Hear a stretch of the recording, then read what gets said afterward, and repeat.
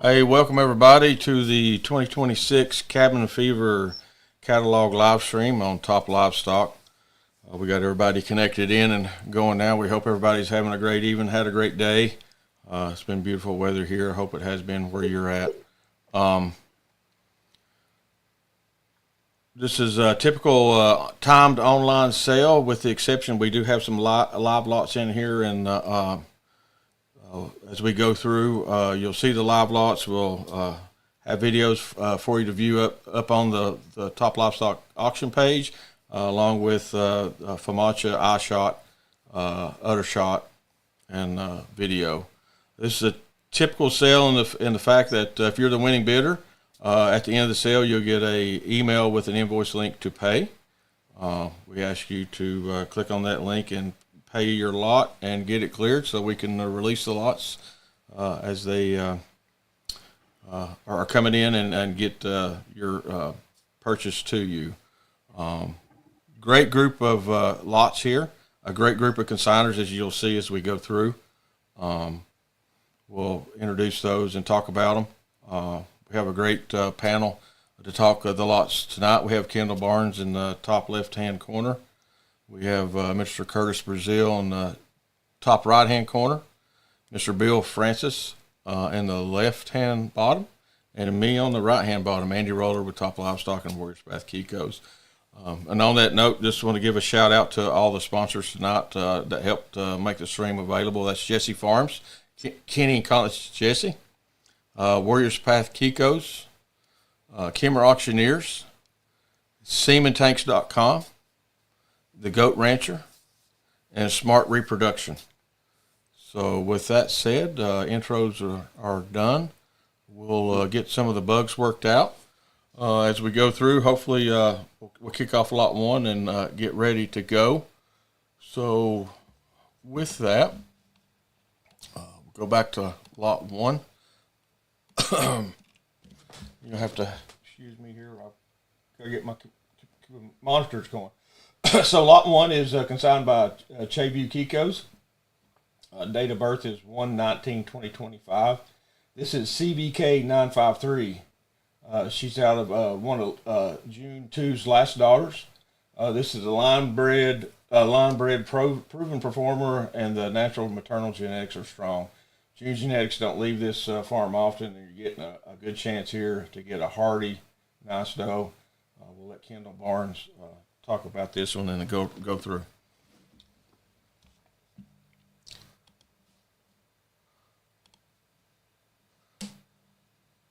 The twin that we raised out of Hawkeye though in June 2, and then we borrowed a buck from Pat homebrew, and he was eight. We got a lot of does out of him, so this is one of those does. I know homebrew was tested, and Hawkeye was he was the top. I want to say 13 in West Virginia, and then June 2, was produced Hammerhead and Chinook and Kahuna. So performance pedigree. In my opinion, she's a very solid doe. I did get her blood test back from S&K, and she is negative for Yonis and CAE. She can be delivered to Cookville or BPI, or if you purchase her, you can call, make arrangements to pick her up here at the farm. Got the right lot up now. Curtis, you want to add to that?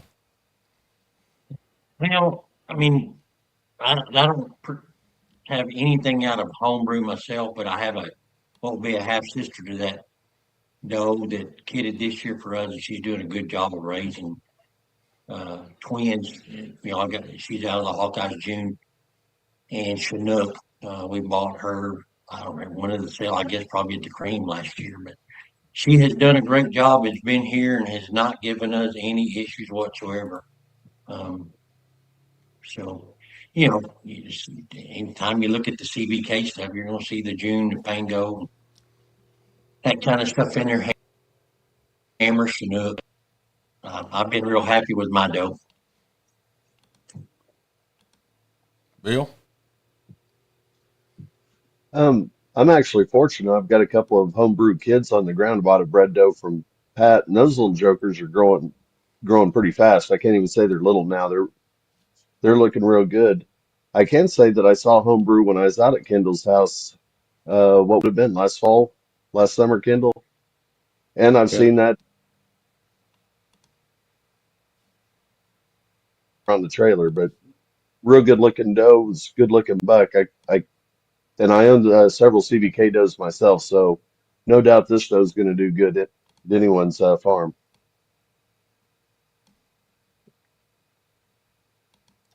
Sounds good. Moving along. We'll get queued up here for lot 2. Lot 2 is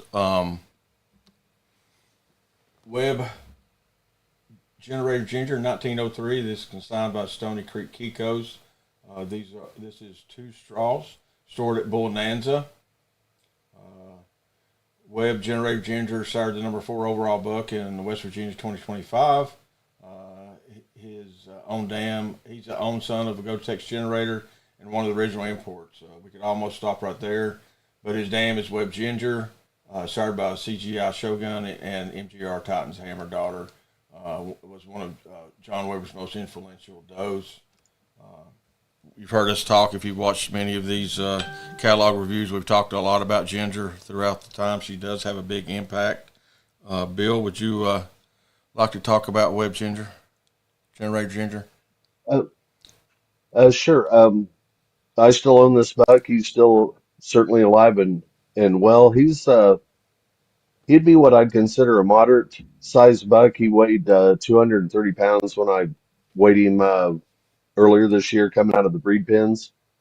Um, he does not only did he have the number 4 buck, but he also had another buck that also finished in the top 25%. So both those bucks were doing pretty good. I don't know.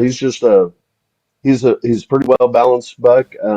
I wouldn't say that he's a big bone buck, but he's certainly a good moderate bone, nice meaty animal. I like him. You know, he's straight backed. He's deep, nice wide chest. Probably my only complaint with him, I'm not even going to lie, I wish that he had a little bit more butt, but we're going to say that about most of the Kikos. So I'm pretty confident with him, and I think that his straws would do good on anyone's farm. Sounds good. Curtis? That's the same thing. I mean, I don't think anyone really needs a whole lot of information about Generator. He's very well known and produced a lot of good does through the years. And that Ginger doe, everything Weber ever crossed her on that doe has just been phenomenal. I don't think this will be any difference. I think he's off to a good start with what Bill's done last year in the buck test. So uh, you'll see there's another uh, son of hers later on in the sale. So you're not going to go wrong with this animal. I think it'd be a good one to put in the tank. Definitely. Kendall? Yeah, Weber done really well with Ginger Kid bucks on Maryland. In 2015, he had the second place buck, and then out of her, and then he bred her again the next year in 2016, and she produced a test winner. So she's a solid, very solid doe, and um, and produced excellent genetics that performed on pasture. So um, be an excellent addition, like they said, to your herd, to your tank to use later or now. Um, got a lot of well known bucks and does in the pedigree on this buck.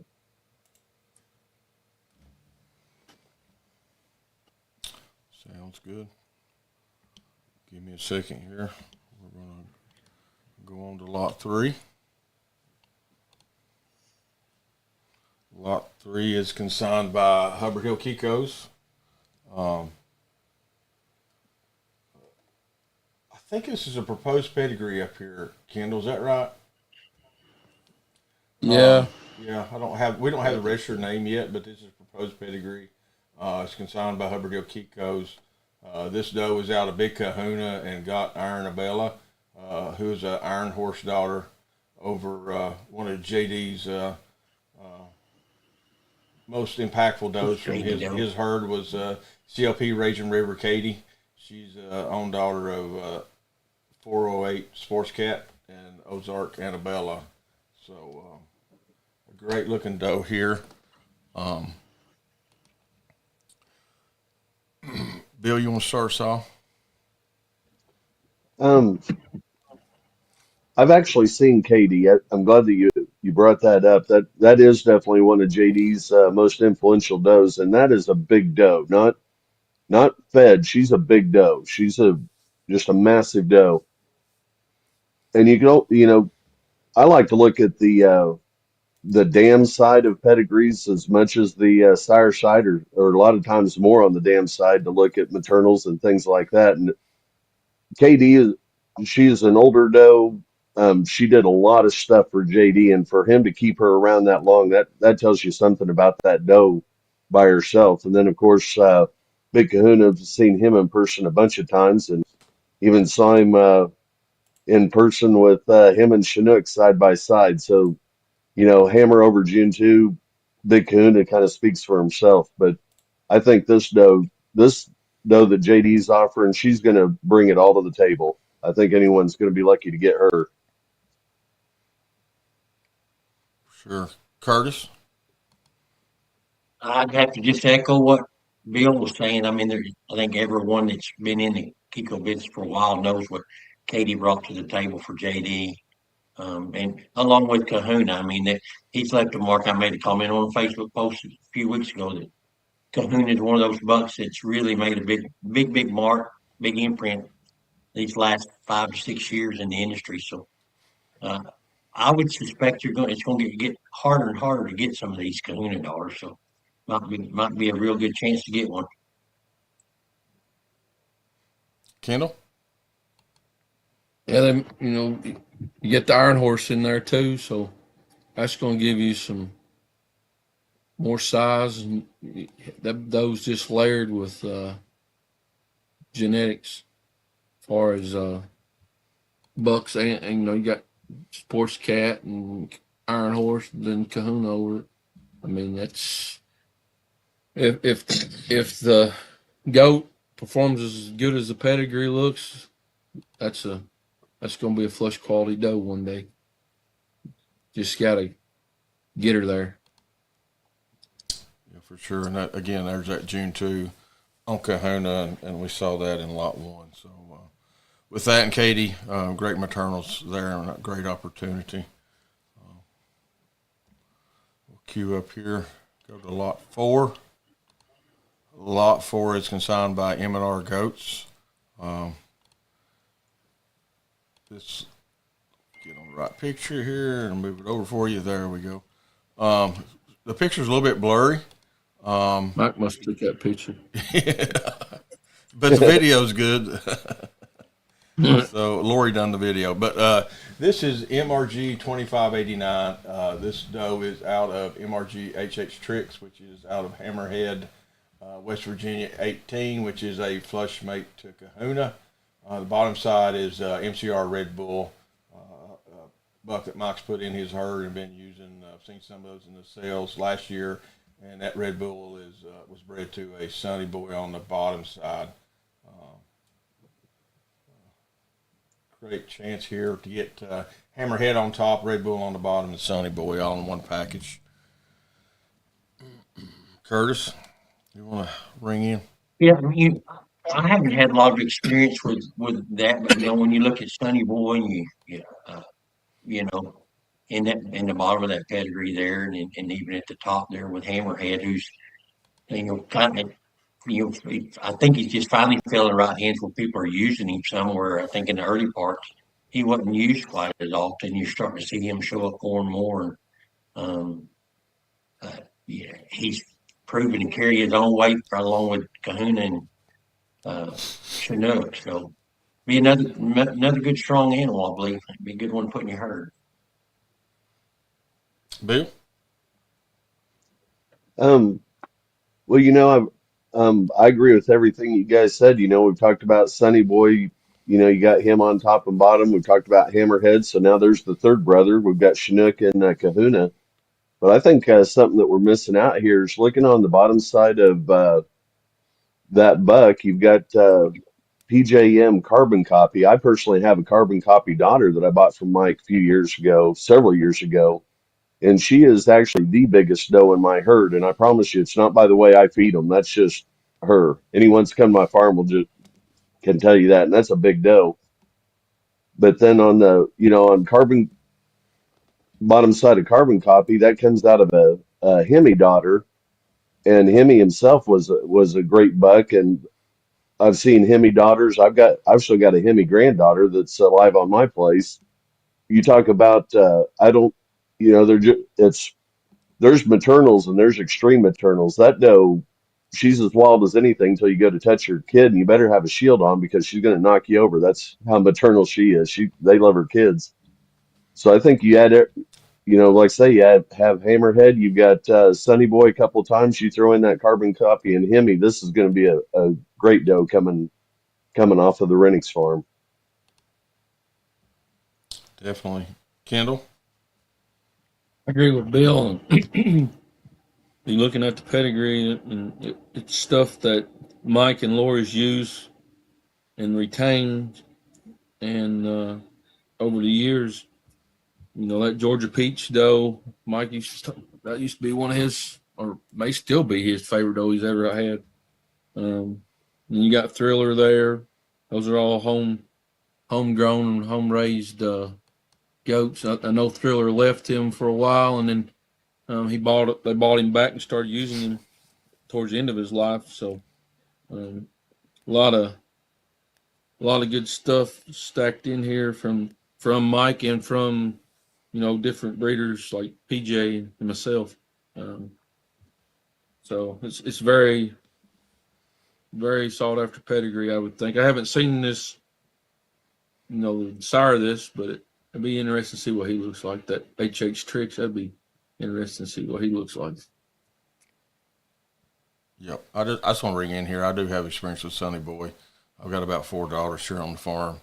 And I think from top to bottom on this pedigree with the maternals all the way through, you pick the right buck, your buck that you want, even semen out of this for later on. You can make some great stuff out of it. So, moving on to lot 5. Let me get queued up here. Lot 5, I do know. Lot 5 is 2 straws of Sand Sonny Boy 1622. These 2 straws are stored at Bull Nanza. Sonny Boy sired the West Virginia 2020 number 10 ADG buck. Also sired the West Virginia 2022 number 12 overall. He was 2017 AKG eye selling buck. And we chose him to start building our herd with, and that's one reason I mentioned I do have experience with Sonny Boy. You can see he's out of a TNT Cody daughter on the bottom side. I think she was one of the last living TNT Cody daughters that was around at the time. This is when we brought him home. I was young and just getting started in the herd. Brought him straight from Oklahoma, threw him in on a bunch of does, and he got pneumonia shortly thereafter. He made it through, but I think it took an impact on him. I think that's why he didn't have as much longevity as he did. He's known to produce good ADG. There's a couple of does out of him down in Florida doing well and producing. Great chance here on a Sonny Boy son, Sand Sonny Boy 1622. Kendall? Yeah, I've got a daughter out of him that's doing extremely well here under my lack of management, I guess you'd say. I used to have a TNT Cody daughter. I think she was 12 years old when I killed her, and I did it. I shot prohibit in her lungs, so that doesn't work real well for her. But she was an old doe, lived a long life, and so I believe the maternals are strong, especially in the bottom side. And the top side, you got some Gold Mines Heritage in there. So stuff you can't hardly get much of anymore unless you're, line breeding some old stuff or so it's a very interesting pedigree. And like I said, the doe I have out of 1622 has been excellent. Bill? When you see Sonny Boy by himself on the top side, you can stop there. You don't even have to talk about the rest of it. That's one of those bucks that you see the name, you know about it, and you can stop. On the bottom side, on that JIN V2C, some of the names that are on that the bottom side, you just don't see anymore. And I think that they've all played pretty significant roles in the Kiko industry. You've got like Klondike on there, Eastex Black Bart. You don't see Black Bart a lot, but Black Bart, he produced a lot of nice does. Um, that Far Lap 7, I'm not familiar with that doe, but the Far Lap one, but Goliath, I mean, that's just that bottom side. That's just going to knock him out of the park as far as maternals. So there's no doubt that when James Sanders put this buck together, he knew what he was doing. He studied those pedigrees, and like Kendall said earlier, if the pedigree matches the goat, this is going to be one heck of a goat. I'd probably want to put this in my tank as well. Curtis?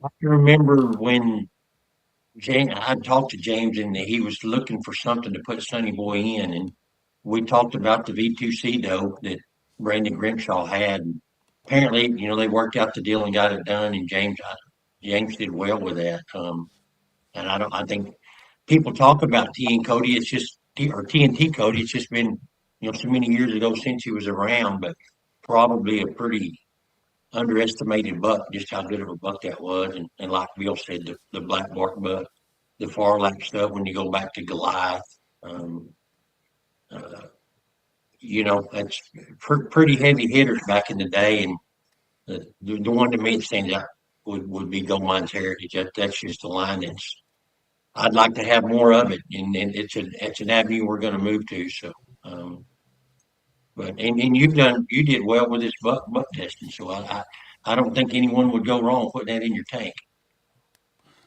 This was a great flush for James. I think the McGills brought Yeah. 1621.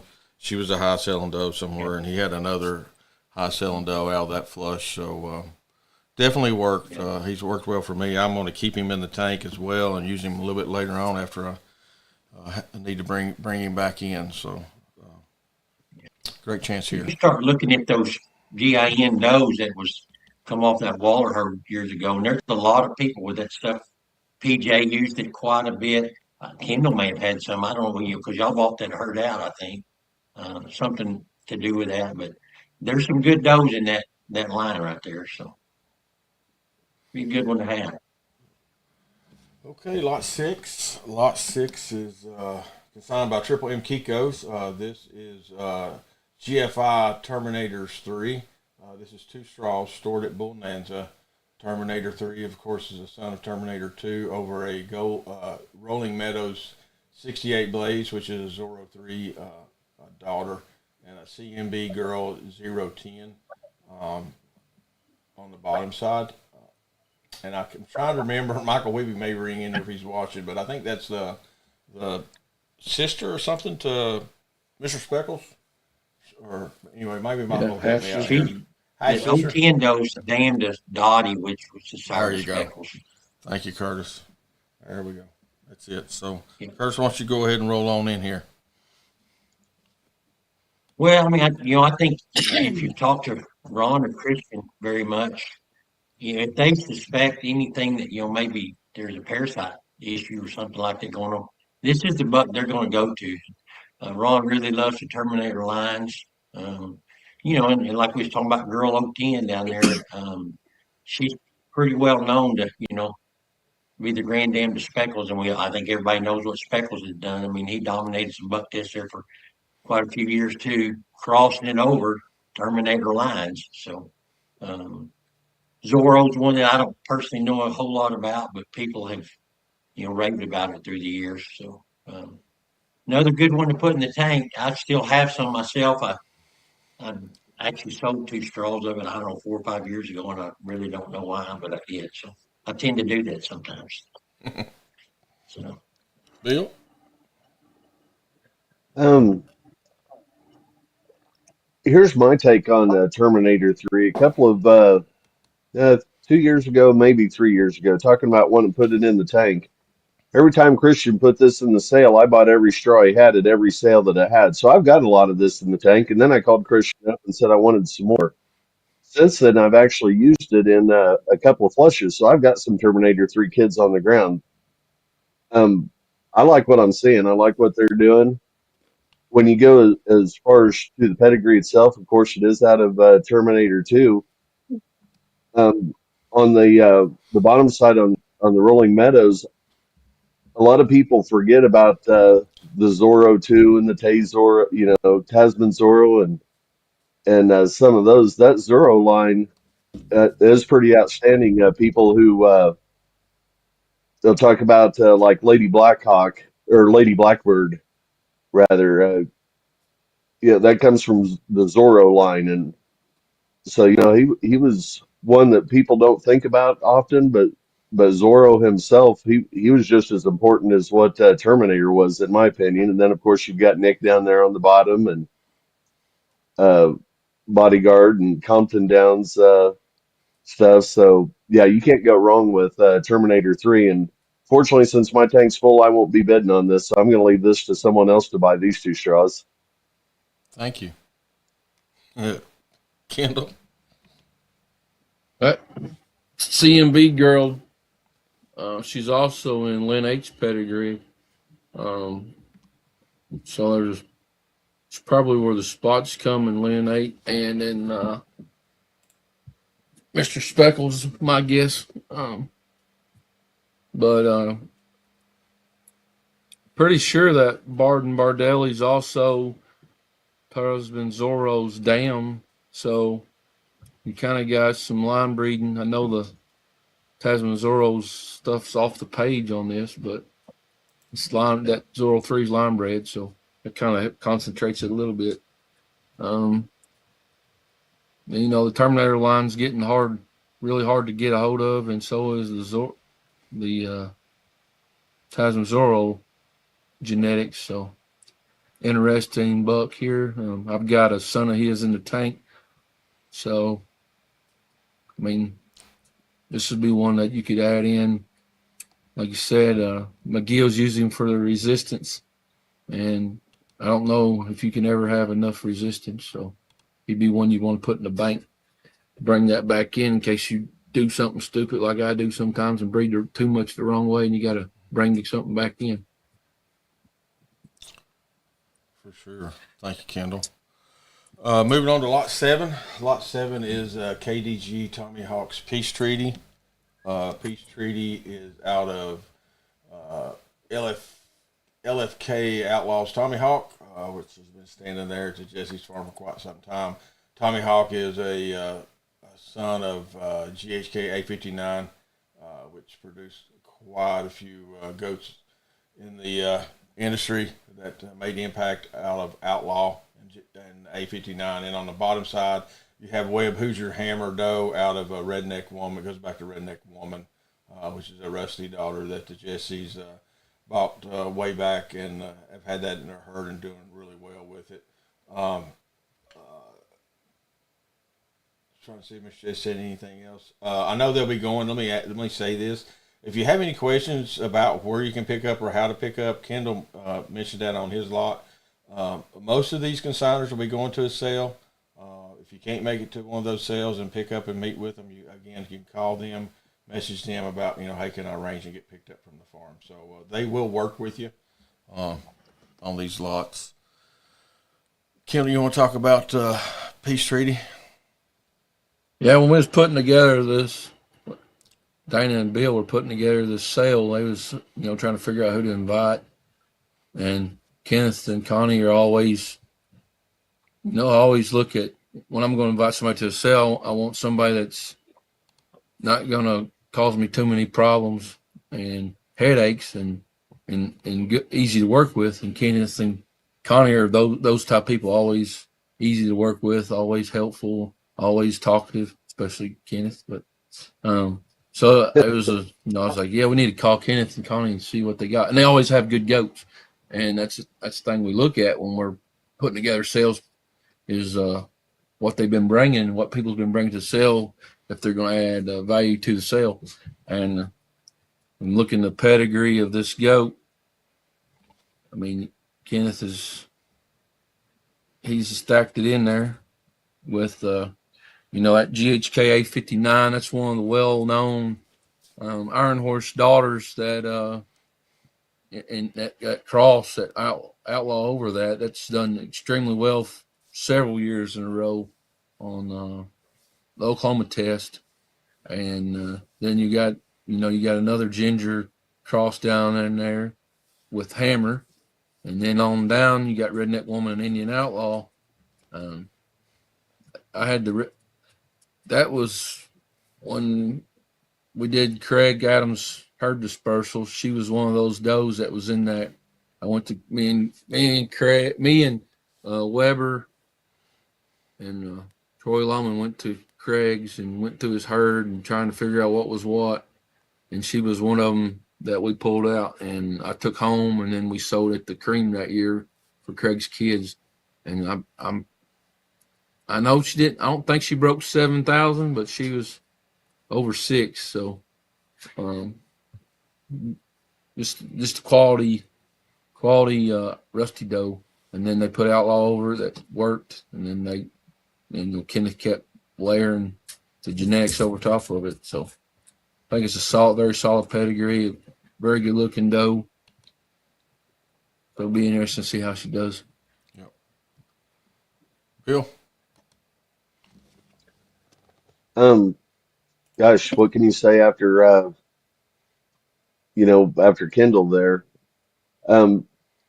Certainly I haven't known Connie and Kenneth for as long as what Kendall has, but I can tell you any goats that I've seen, they're definitely going to be a big boned, big one. You've got goats like RDH Indian Outlaw in there. You've got Iron Horse, of course. Outlaw Outlaw wasn't a very big buck, but of course you got Sonny Boy in there. I think you're going to end up with a pretty beefy doe when it's all said and done. Kenneth did well to put these genetics together, I believe. Yep. Curtis? Have to echo what Kendall was saying. I think Kenneth and Connie are really, really good people, and they do anything to help you as far as getting goats picked up, whatever you need to do there. But I think the other thing that's important is when you talk about Tomahawk.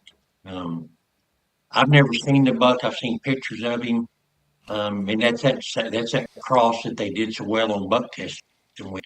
Tomahawk, I don't think was in buck test, but from what I've been told from many people, Tomahawk is probably the best outlaw out of that cross, and probably live longer than some of those others did. And I may be wrong there, but I just know that multiple people that I've talked to through the years have just talked about how phenomenal that buck looks and is.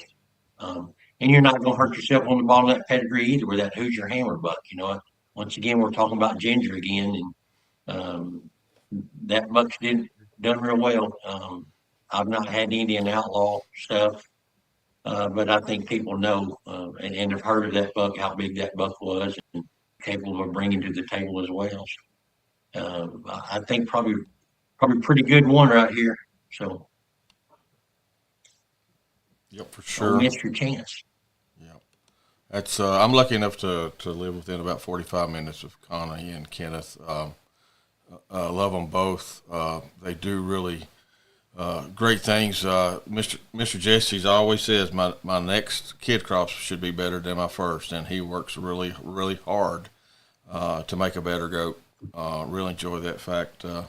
and being here close with him and talking to him. So, moving on to lot 8.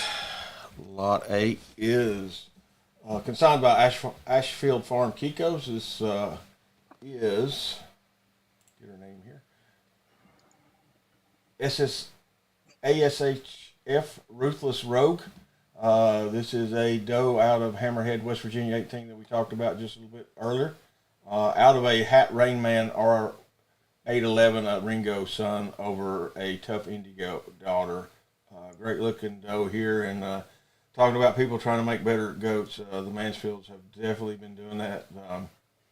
A Hammerhead has been tested quite a bit on his offspring. He was 9th overall.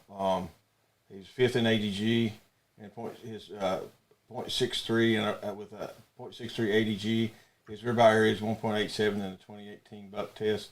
This doe is tested negative for CLCAE and Yonis, and she can be delivered to the New Green Country, NKR Spotlight, the MPI, or the BPI. Her date of birth was 12/25/24. She was a twin, and her weight was 93 pounds on February the 25th. Kendall, help me. Let's see.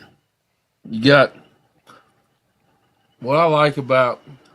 I hate to brag on stuff I've bred, but anyway, what I like about the Chinook and the Hammerhead and the Kahuna stuff is the breeders that are using them are scattered all over the country. You got people, you got Ashfields, Ashley and James in Florida using Hammerhead, and you got Mike and Lori Rennick in West Virginia using him. And you got Chinook here in Kentucky, and then you got Kahuna in Indiana being used, and then out in Oklahoma, and they seem to all be doing well in different areas. So I think I got lucky when I picked the cross, and the Kiko genetics shone through really good in that cross. And then you also, buck I used to own back in the day is Ringo, and you got that genetic on the bottom side, and that was one I shouldn't have let get away. But anyway, Dana made me get rid of it. And you got the loose stuff on the bottom, and Jim and Angie raise really solid does that are most of the time you see them, they're going to be a big bone, wide, thick back, long back. So I think this doe picture that was up, she's a very well balanced doe and looks really good. I think it'd be solid genetics. Yep, Curtis. I'd be with Kendall. It's hard to argue with what that Hammer over June 2 cross done with Hammerheads. Like I said, he's fell into the right hands. And I'm not saying the other breeders weren't in the right hands, but these people are putting him to use. In the Mansfields and the Rennicks are really, the last few years you're seeing an impact out of him at the sales and across the country. And Rainman's that Ringo son. To me, he's the one I chased this last year. I bought 3 does out of Rainman, and I can tell you, 2 of those does that I have here, well, all 3 of them are kidded and done well, but there's 2 of them does. If there's a dog that comes outside the door or gets around close, they will meet those dogs at the fence line. The maternals in them are just so strong. I've been real impressed with them. Looking at the rest of that pedigree on the bottom, there's Pango way back in there. There's Tufts Copyright. Maybe one that's getting a little overlooked. There's also Blue Sun with Exclusively Blue, who's probably going to make a comeback from what it looks like. Some people starting to use some of that semen. There's Keeper, there's Speckles Patches. That was another buck test buck that did pretty well on buck test, but really strong pedigree. It'd be hard to skip on this one. So. Yep, Bill. I think Kendall's must have been out to Wayne's farm because he described that loose doe to a T. I've touched every one of Wayne's goats at one point or another, and you better have an idea before you get a hold of her. She's a big old doe. Hat Ray Man, touched him a bunch of times. He's a nice buck. So you know Mercedes is good dough. She's tough as nails. Now I'm going to tell you, I talked to Ashley a little bit. I hope you're watching because this is coming to you. I wrote it down. It's going to be a quote. I asked her, I go, Ashley, what do you want me to say about your dough? And she goes, they're good doughs or they've been sent to meat by now. I don't cut the bitches no slack. Maybe I've had too many margaritas. My mom's here. So I believe Ashley on that one. She might have had one or too many margaritas, but you know what? Sometimes alcohol brings out the truth, and I certainly believe her. She's pretty tough on her doughs, and she doesn't nonsense. If they don't her, she'll send them to market in a heartbeat. So I believe that if she's going to be putting this dough in this sale, that this is good dough to have a hold of. Yeah, no, for sure. That's and I've talked to them as well. You know, I'm partner on a buck with them, and yeah, no, if it don't make it there, that goes to meat market. She has no qualms about that. Lot nine. Lot nine is consigned by Southwest Creek Farm. This doe was date of birth is 1/3/2025. This is SWC Aces Roxy.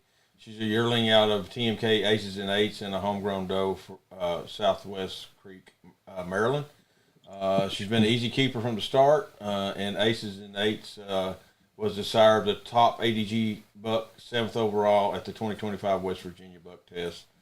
The name of this doe, Maryland, is a twin sister to the 11th overall and number one ribeye area at the 2022 West Virginia Buck Test.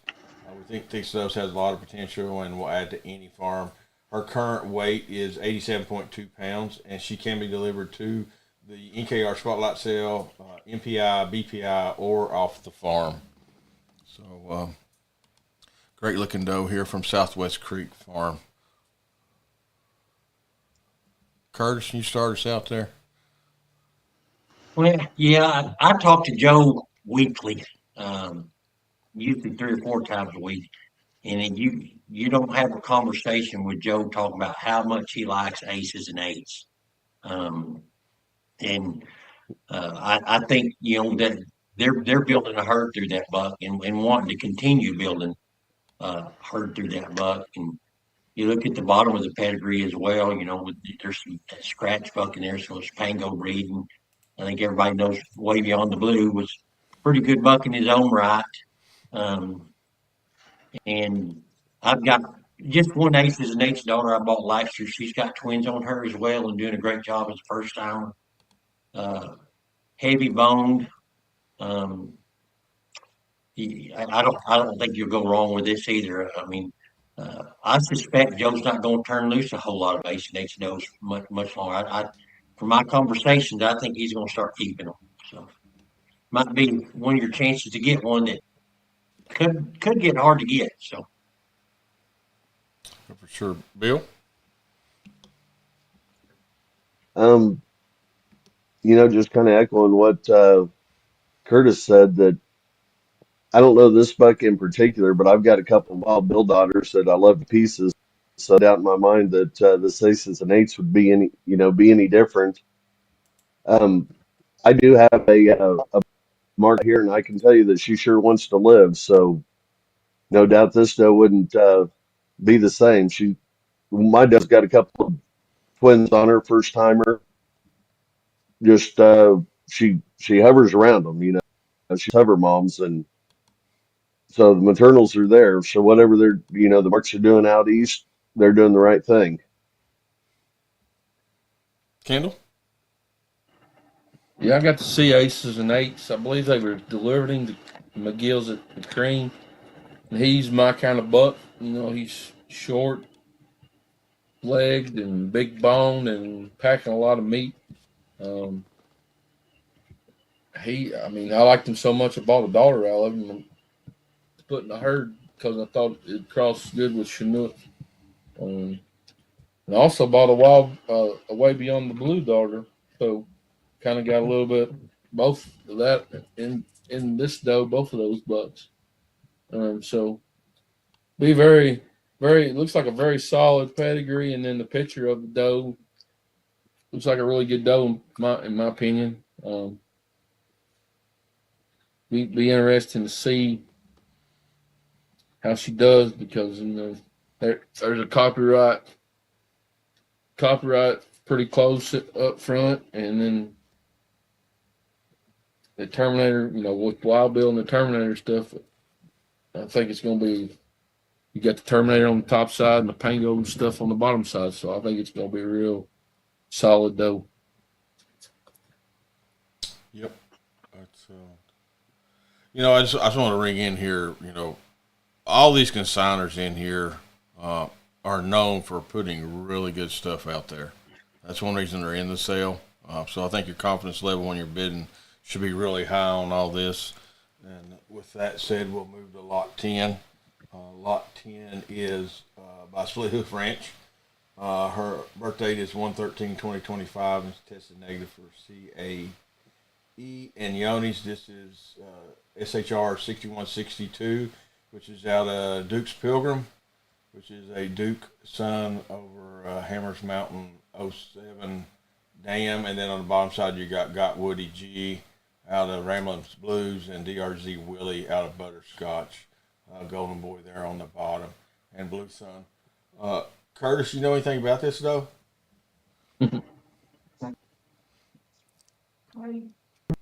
Pilgrim's a buck that's really done well for us. He produced at High Cell and Dolan last year at the cream, and you bought one yourself there, Andy. That I hope she's doing well for you.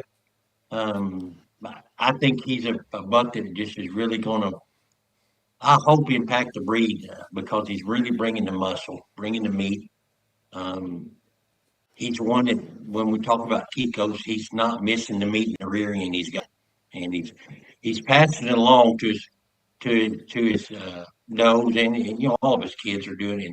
And then we go to the bottom of that pedigree. When you look at Woody, I think is a buck that really kind of turned my program around too. He's the Parsons, and he produced a buck test winner. And then number 3 or 4 buck last year up at West Virginia for Brett and Rachel Coggins. Bottom of that pedigree, you go again back to what you talked about Butterscotch coming through Willie. Willie's another buck that'll put the meat on them. So I don't think this doe's going to disappoint anyone as far as if you're really looking to put meat and muscle confirmation on them. I think this is a doe that'll help you. And I'll be up. This doe, we're going to have one in one sale later in the year. This is, I think, going to be the only Pilgrim daughters we're going to sell this year. We think we're going to start hanging on to them and start replacing some of our older does with these Pilgrim daughters. So I'd say bid and hope that you get one because they're going to get harder to get. For sure, I'll ring in there. Curtis, you gave me the opportunity. I did get in before the bar got so high on the one doe. I was a competing bid at the cream of the crop.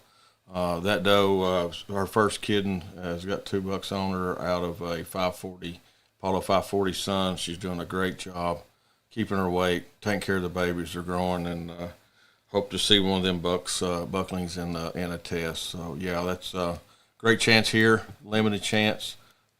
Be confident. Kendall? Another buck that you see in this pedigree that you don't see a whole lot of anymore is that Hammers Mountain. And so you got the Hammers Mountain in there, and then you've got Pilgrim, Woody G, and then Willie.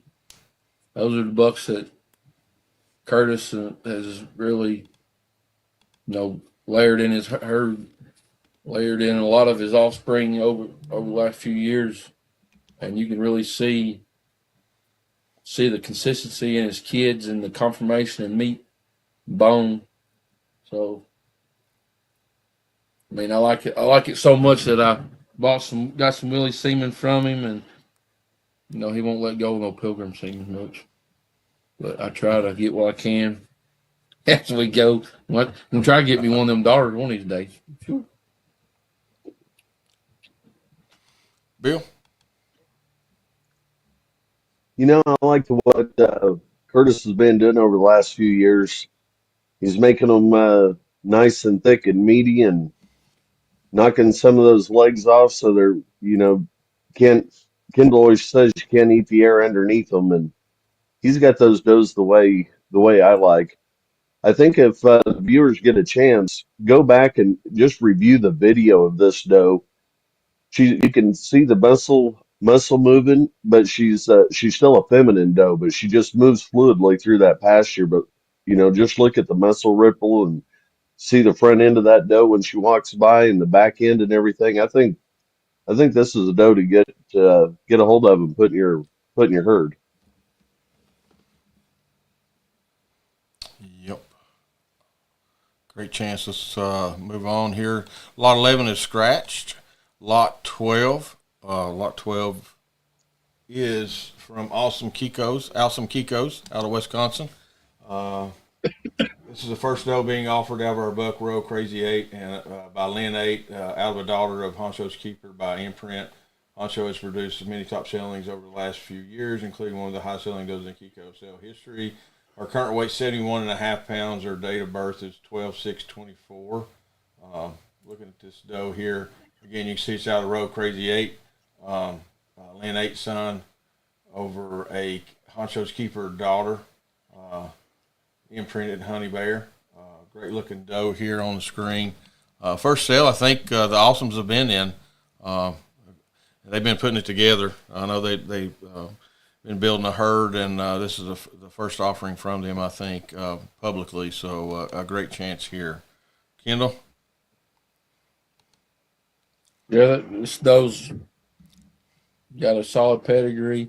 Like I said, I owned Lynn 8 back in the day. The semen that's out there, what we collected, so where all this, the top sides, all that. Let's see here. You got the Honcho's Keeper on the bottom side. That's probably one of the best known sons of Imprint, or at least one of the top 3. Lester Stephanie's been using him for several years now, and they've done very well with him. And then, that a lot of Horsefly Valley Farms genetics in this mix too, and that's Stephen Yutzy, and he's been around a long time in the breed and raised some very exceptional Kikos, very well built. So I think the Awesomes have done well selecting the genetics to put in to start building their herd with, and I'm excited that they decided to sell them the Cabin Fever. Like I said, there's one of the people come to mind. I think Dana and Ashley thought of them. So I'm hope we can do them proud in the sale. Hopefully they do well for them. That goat there, she's got a whole lot of meat in that rear end. Looks like from the side profile, real deep body. Bill? Well, just echoing what Kendall said, it does look like she's got a deep body. I was just looking over her pedigree again. Of course, Lynn 8's one of those that everyone knows. Lynn 8, Lester and Stephanie, they put together the ROW Crazy 8. I bet you he's one heck of a buck. When you go down there to Honcho's Keeper, again, like I said earlier, I like to follow the maternal lines more than the sire side a lot of times. But there's a doe in there that catches my eye that I think a lot of people kind of overlook sometimes. But that GHK Moulin, clear on the bottom side, clear on the right hand side. I had a daughter out of Moulin, and I've got a lot of those daughters and granddaughters. So I know that, or I've heard, I guess I don't know, but I've heard that Onyx Lily's uh, been a real good doe for Rich Davis there, and you see Onyx Lily and quite a few of those pedigrees. So going into Honcho's Keeper, and then just the way Lester and Stephanie had put that doe together, and then you put two two of those Goodman goats together, and that's what the Olsons are giving us. We should be who's ever bringing her home. That should be a pretty good doe. Probably going to be a pretty big, pretty meaty, great maternals, parasite resistant type of doe. Be a good one to have. Curtis? And I don't honestly, I don't have any experience with really any of those animals listed in that pedigree. But just looking at the animal, I don't think I really need to have anything that's in that pedigree. She's built the way I like them. I mean, she's really deep bodied. Like Kendall said, a lot of meat in the rear end. You know, pretty, to me looks like she's pretty good sized bone on her as well. But the doe just stands out from that side view that you get, regardless of the pedigree. And sometimes maybe you don't have the experience for that line, but just look at the animal and hear your herd. And I think this doe here could probably help a lot of herds. She's built right in my opinion, and a little color to boot. So. Um, Definitely. Good to see them putting some animals in there. I've heard their names, never met them, but it's good to see some of the new people getting the opportunity to sell and jumping in and bringing some good stock from what it looks like. Yeah, it's, they bought a Gabrielle daughter of mine out in Oklahoma, and she called me, and I knew she had a good eye and understood livestock, and she said, "I want that Ginger Gabrielle. If you get anything else out of Gabrielle, let me know." So definitely got an eye on them. So a good chance here. Moving on to lot 13. Lot 13 is consigned by Chayview Kikos. Date of birth is 1/16/2025. This is CBK 928. She's another great homegrown doe from Kendall and Dana. Her dam is CBK Spotted Clover, and that's one of their favorites. I know that as well. This line has shown strong maternals from one generation to the next. Kendall, you know anything about her? Yeah, a little bit. She's another homebrew daughter. I actually sold her sister to Cream last fall, and this was one that was supposed to stay here, but I had an issue with one that I was going to sell, so this one had to get thrown in. But goes back to the clover line. So spotted clover, purple clover, and there was a buck named Hendrix. Those were the triplets that doe Ringo Clover had. But the story on that is, so Ringo's Clover had a single doe kid, and then the bucks broke in about February while she was still nursing that kid, and she got bred again. So she ended up kidding out 5 months later, and she had triplets in the summertime and raised 3 through the summer. Most of the time around here, summer-born kids usually don't do as well. They just parasites really take a toll on milk production or something like that. So I was really happy. I kept both the does and registered them, and then I had the buck in the field, and I think I was posting pictures on Facebook, and Aaron Schaefer messaged me and says, who's that black buck? I told him, and we made a deal and we sold him to him, and I think he just died last year, so he used it for several years. But it's one of my favorite lines that's not June. So it's a whole different, there's still some June in it. This clover line, but in the beginning, the clover line didn't have no June in it, so that's why I was crossing it in the mix. I don't have a whole lot of Ryback daughters left.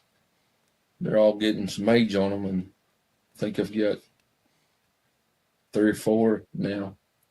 But my opinion, one of my better doe lines is the clover line.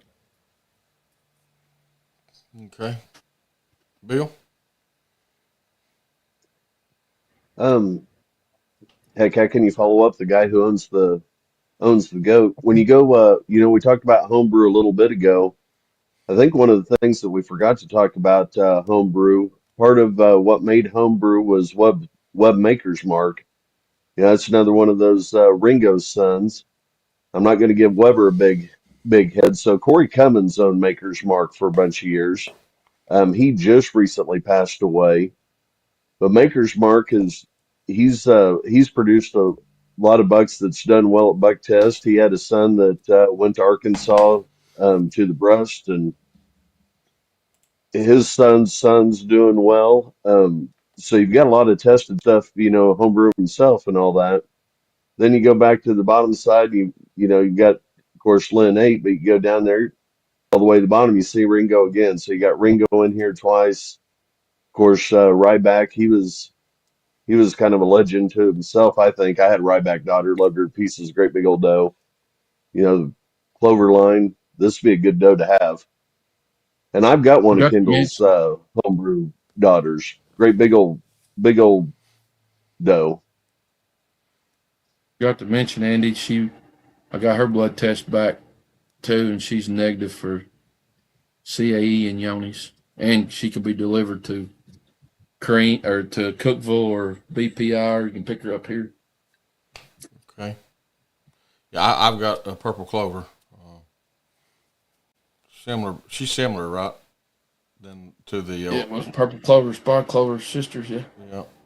So she's doing well. She kidded just the other day as well. So she's doing a great job.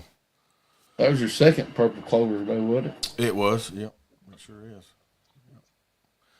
Curtis, you want to add anything? Yeah, not much other than, I just, uh, you're not going to have many opportunities to get this clover stuff from Kendall and Dana. So I jump on this opportunity and get it. And I think they all, everybody talked a little bit about homebrew, but he's done a good job in the Maker's Mark Bucks. So just echoing what they all said. I'd jump on it because I don't think Kendall's going to turn loose much more of this clover stuff. So. Okay, lot 14. Lot 14 is an embryo lot. Lot 14 is consigned by Stony Creek Kikos. The date of birth is your choice. This is one straw, two embryos located at SEK. This is a grade 1 embryo, and they were produced via IVF by Dr. Santiago at Progenics Biotech. The dam is MGI F09932, one of Hubbard Hills Kiko's favorites. Most of her offspring has been retained by Hubbard Hill Kikos. One of her most notable offspring is Got Hank, who himself produced bucks that have performed well on buck tests. The sire is MJI Frankie, a son of MGR Titans RC. Although Frankie was known as a doe maker, one of his notable sons, Sig Augustus, who's done well on several farms and has had several bucks doing well on buck tests. Have no doubt the offspring contained in this straw would bring benefit to your farm. I totally agree with that, Bill, that you wrote in there, but I'm going to let you say a little more if you want to. Well, a little bit of the story behind it. JD's downsizing, and he said, he goes, Bill, this doe's too good to send to market. I just don't have room for her. You want to take her to your farm, and what's anyone going to say except yeah? But Joseph Miles and I actually partnered on this IVF. He's the one that had the semen, and he and I, why we wanted to do this. This is the kind of the important part. There's two parts to it. First, uh, Addie Short owned Frankie. Dewey owned Rizzo. Now you'd say Addie and Dewey owned those two bucks, but when you would talk to him, Addie said Frankie and Dewey loved Rizzo. So this was Addie Short's buck, and we believe that this would be a cross that Addie Short would do. And I'll ask her this spring when she comes to the sale. But the other thing that we think is pretty interesting about this, if you look at that MJR Titans RC, you're going to see it on the top and you're going to see it again on the bottom. So you're going to bring a lot of that forward in these embryos. And I think that, that in itself, Sunboy Waco 139, he was lightning. So I think you're going to, we're bringing lightning up closer. So I think that was the important part, and that's why we wanted to do this cross. Now, having said that, I actually have kids on the ground, so I know what they look like. And if I think about it, or Andy, remind me, I'll take photos and we can put them up here before the sale. Those are some wide, long, deep kids, even though they're only born this weekend, you can tell early on if a kid's going to walk a railroad track or if it's going to be wide enough to cross four lanes on a highway, and these kids certainly have that. So I think as someone gets these, put them in their resets, they'll be pretty amazed, like I was. For sure. Kendall, you want to add anything? Yeah, there's like he was talking about that lightning. I'm pretty sure RC on the bottom side, you think it's 50% lightning on that RC, but it's more than that because Rubel bred lightning over a lightning daughter on the bottom side. So you got a high concentration of lightning. And then another buck that jumps out at me in here, I got to see back at Ron Police, is that TNT Dutch. And he was a pretty parasite resistant lover boy son that done really well for him. And you don't see a whole lot of him in the pedigrees anymore. And then you got the Delilah's. It's two different bucks, but it's kind of Gold Mine 4 and Gold Mine 3. They're two different bucks, but they're the same genetic package, kind of like like Hammerhead and Chinook and Kuna. So that's kind of, you got a good concentration there of the Gold Mine. So I was happy they had good luck getting kids on the ground because this is something I would like to just see what they turn into. MJI herd is known to be very tough goats and raised like a commercial setting, so they were very tough and meaty and had good bones. So it'd be interesting to see how this genetic matchup works out for them. Yep, for sure. Curtis, anything? I know Addie, that was, like Bill said, that was her buck, MJI Frankie. And I personally never had nothing out of him, but I had some of my original Kiko does that I bought from Gene was out of his full brother that she had retained. MJI Wasson was his name. And if you look back in some of the pedigrees farther back on mine, you're going to see I had two Wasson daughters that did very well for me. And, like they're talking about, you've got lightning in there and that kind of stuff. And you go back to some of that JFK stuff, the sear buck that's in there, or the doe that's in there, they really, really liked. At the end of the day, Gene didn't raise a bad goat. So your MJI top and bottom, and her and Mike really knew what they were doing. Like Kendall said, tough goats. Some of the first ones I bought, that's where I went, was to visit with Gene. And uh, I didn't make a mistake going to Gene. So I think it'd be a pretty good set. And like I said, Bill's even got kids on the ground, so you're going to know what they can produce. So it might be a pretty good opportunity. I think it would. Yeah, I like this a lot myself. The cross that he's already got him on the ground. It's a stage one. I'll remind everybody when you're bidding on these things, you heard Bill say partner. IVF is not an easy thing to do.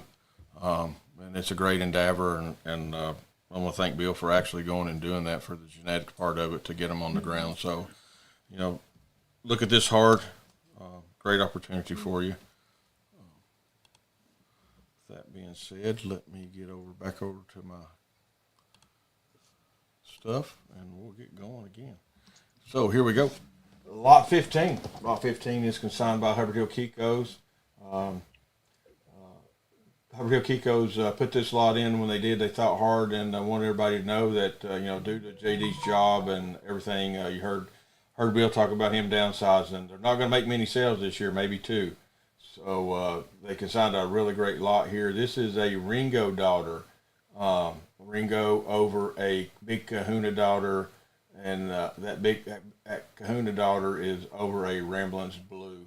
A really great bred lot here from JD and the family. She looks the part, got the pedigree to match it. Great chance. Kendall? You owned Ringo. You got a lot of solid stuff in this one. I mean, all the way down to the very last line on the bottom, you got that S81, Polar Hills S81. That was a real good doe, or a buck that made some really good does. And he just layered, Rambling Blues and Kahuna. And then, I mean, Ringo's one of those, in my opinion, probably one of the better Pango sons. Um, and I mean, people's paying $1,200 a straw for semen now, and good thing here is you already got the kit, you already got it. It's on the hoof here, so just remember that if you're going to try to make it yourself, you're going to spend about $1,200 on it, one straw. There's not a whole lot of Pango sons out there. There's not a whole lot of Pango straws out there. So I think it's one of my favorite in the sale.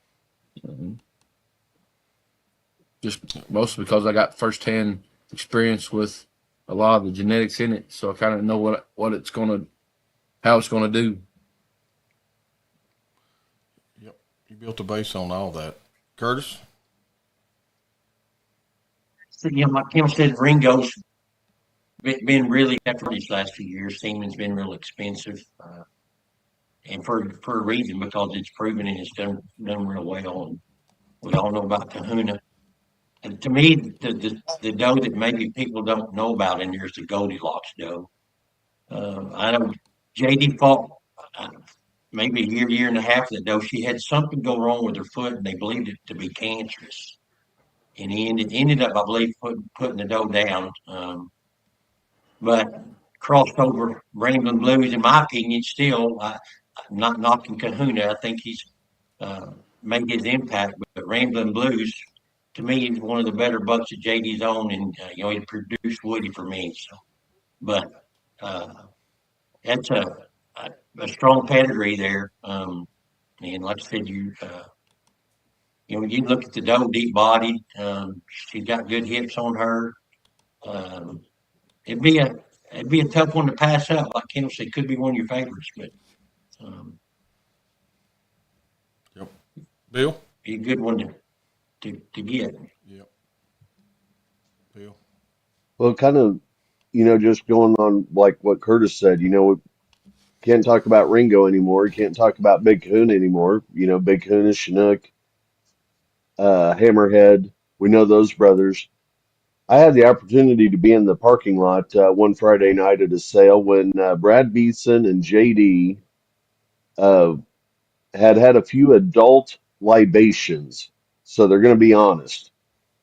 And had talked about he had the biggest regrets ever selling that buck. And Brad, of course, was giggling and saying, "Yeah, but I'm glad I've got him."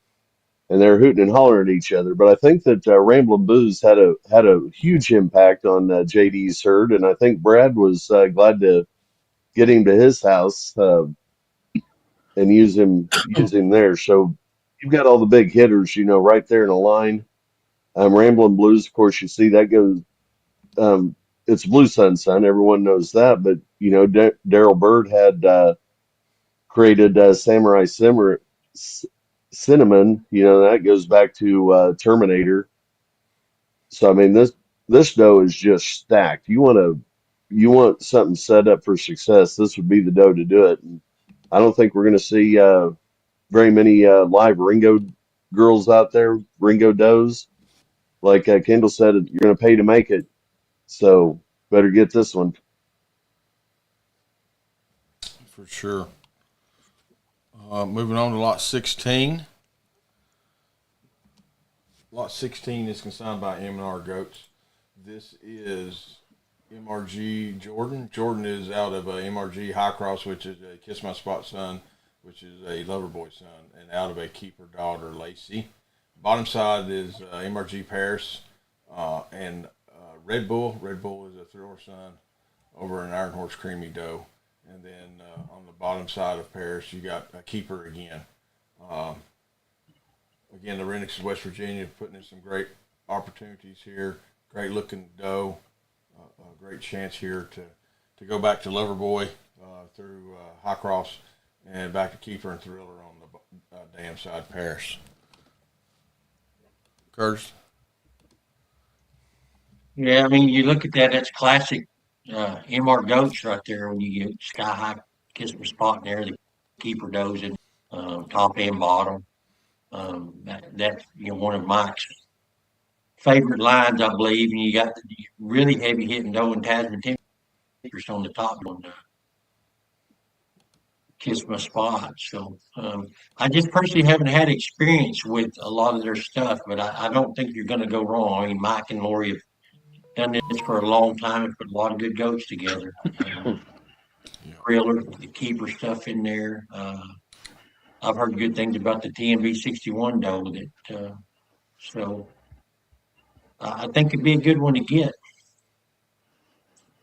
A Yep. lot of line reading going on there. Bill? Well, I agree with Curtis. There's a lot of line breeding, but we'll see that a lot of times in, just look at Blue Sun and some of those others. So you want some keeper, this would be the one to do it.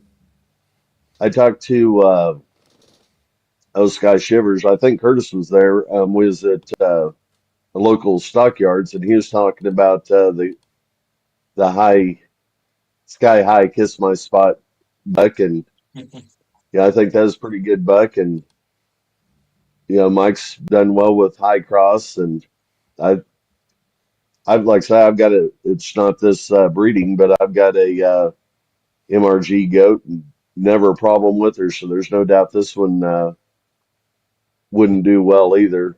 Especially you got that BWP down there at the bottom. If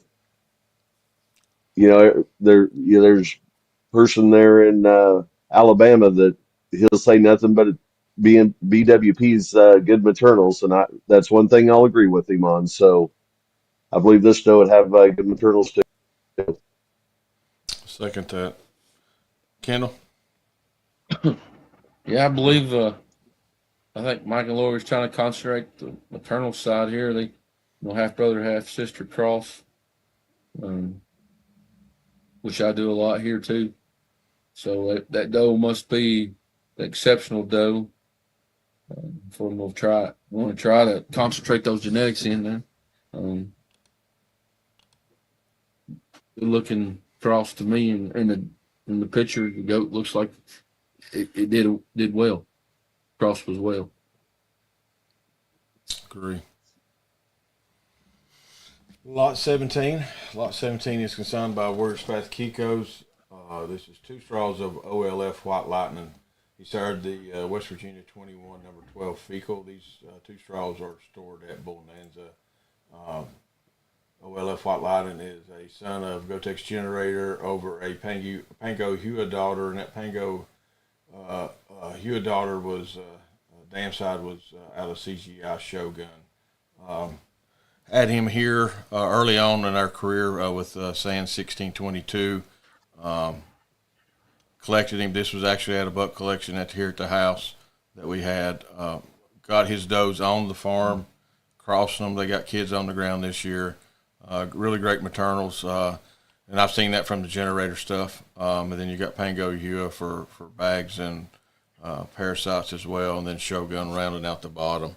I think a great chance here. I've not let many of these get out. Actually, just a couple or 4. I think is the most I've ever let out on him. He's in my tank. I plan to keep using him in my herd. A great chance here for a generator son. Kendall? I really like this cross. I've kind of done a similar cross myself with generator over Pango doe. That Shogun buck was a exceptional buck too. Just got lost early on, but he produced a lot of really good tested bucks for Weber and Craig Adams, and going back, there's that Star Lifter. That's the new Kiko blood that Garrett Batten found over there and just imported semen on. So interesting stuff there on the bottom side for sure. And then, like I said, you've used quite a bit in the beginning, so you've had very good luck with it, and I've seen several offspring out of them that you produce. So He did well for people should be able to bid with confidence with on this scene. Curtis. Yeah, I mean, I just look. I think you're just loaded there if you to some of the older genetics with Pango and Generator in there, and doe power is what it spells out to me. If you're looking for does, I think you're going to get what you can sure get out of that line. Uh, Buck looks to be very big boned in that picture with you standing there with him. So,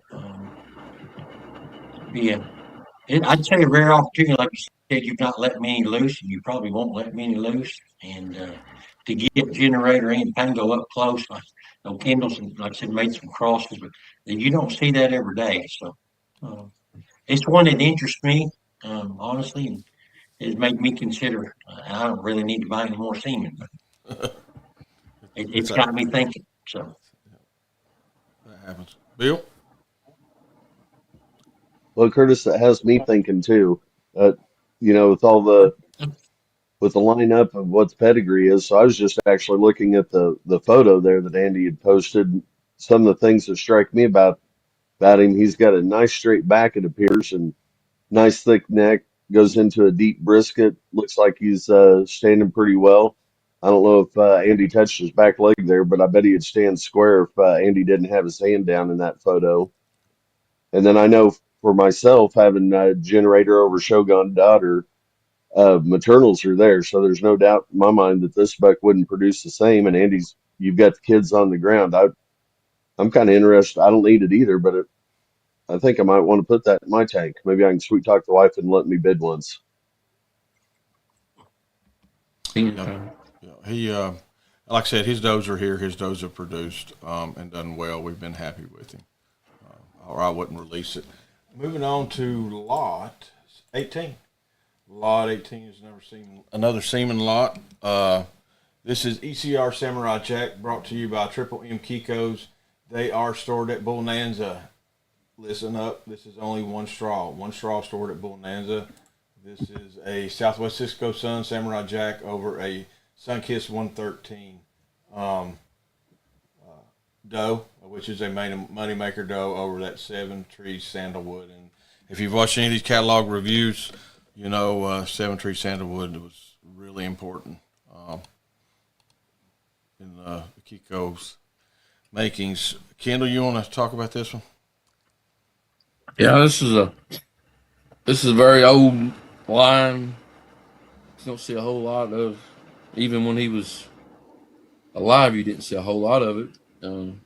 Just because I believe it was Jesse Beach and Daryl Bird owned him together, and that was the beginning of their Kiko adventure, and they didn't have a whole lot of does at the time. And I remember Jesse and Daryl would bring a few does to the cream, and there'd always be a Samurai Jack daughter in the mix, and she'd always look really good and sell really well. But that Southwest Cisco in the top, and that makes him half brother to Rusty.